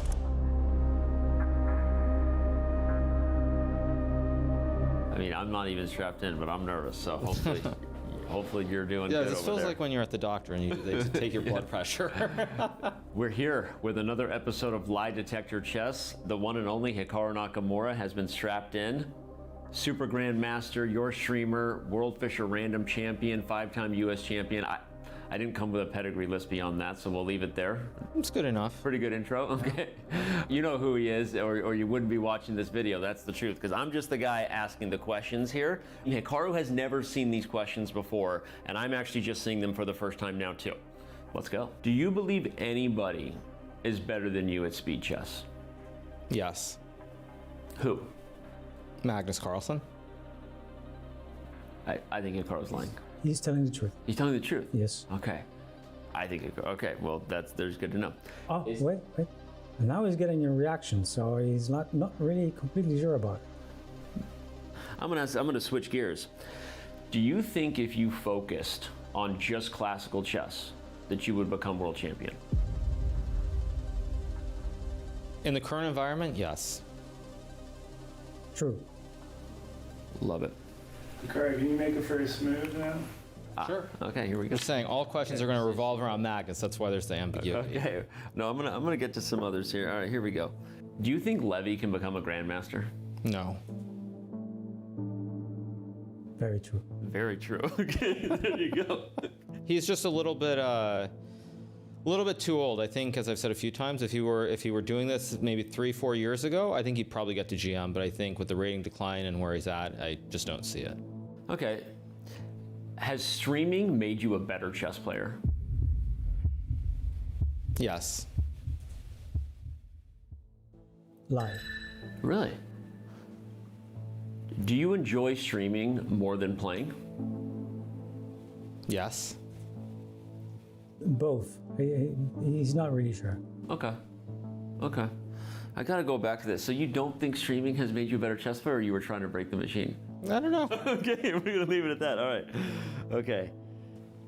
Can you ask him if he's trying to cheat on the test today? No, there's ambiguity to the questions. That's why. Okay, got it. Okay. I'm not trying to do your job or anything. It's like I'll give you an example. If you ask me, do I enjoy playing classical chess more than streaming? That answer is probably gonna, like, if you ask me that question, it's gonna be yes. So it's like classical chess I probably like more, but I like streaming more than I like online blitz chess, for example. There's like ambiguity. Yeah, that's why. That makes sense. You know, he tried to dodge the question now, huh? Is he? Yeah. Okay. He tried to dodge the question whether you should ask him if he was going to try to cheat on this test today.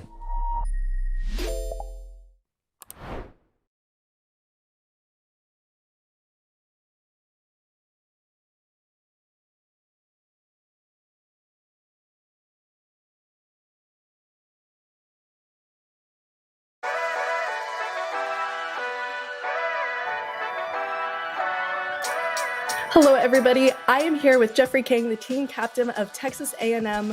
We're really happy to have you here. We're going to ask you a few questions. First, I want to know a little bit about your rivalry with this other Texas team here. What does it mean to you to win?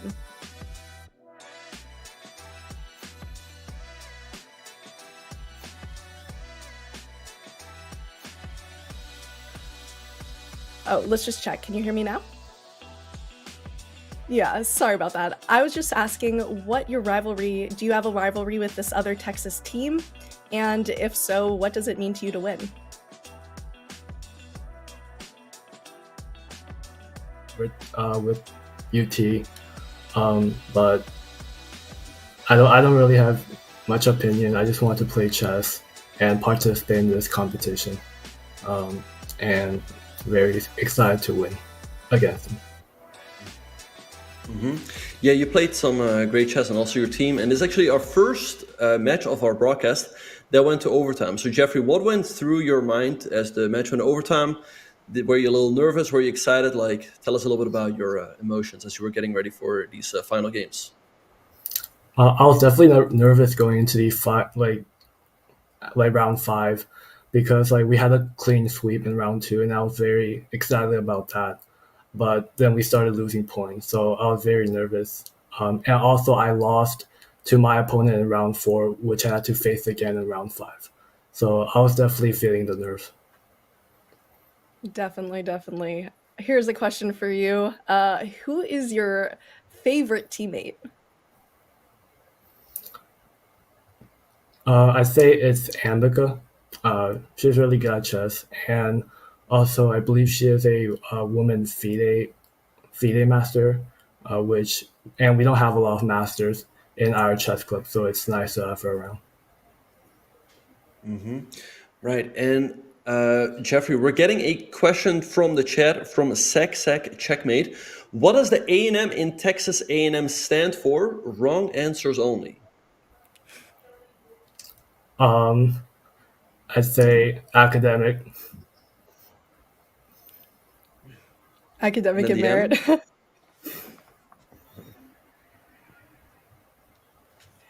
And I have a question for you here. We see we have 2 Yale Mirages on opposing teams. Do you know if they know each other? Are they related? Can you guess if they're like, do you want to guess if they're like related or something? I would assume so, but they could also not be. Are you going to answer? They're actually twins, so that's very cool. Wow. Mm-hmm.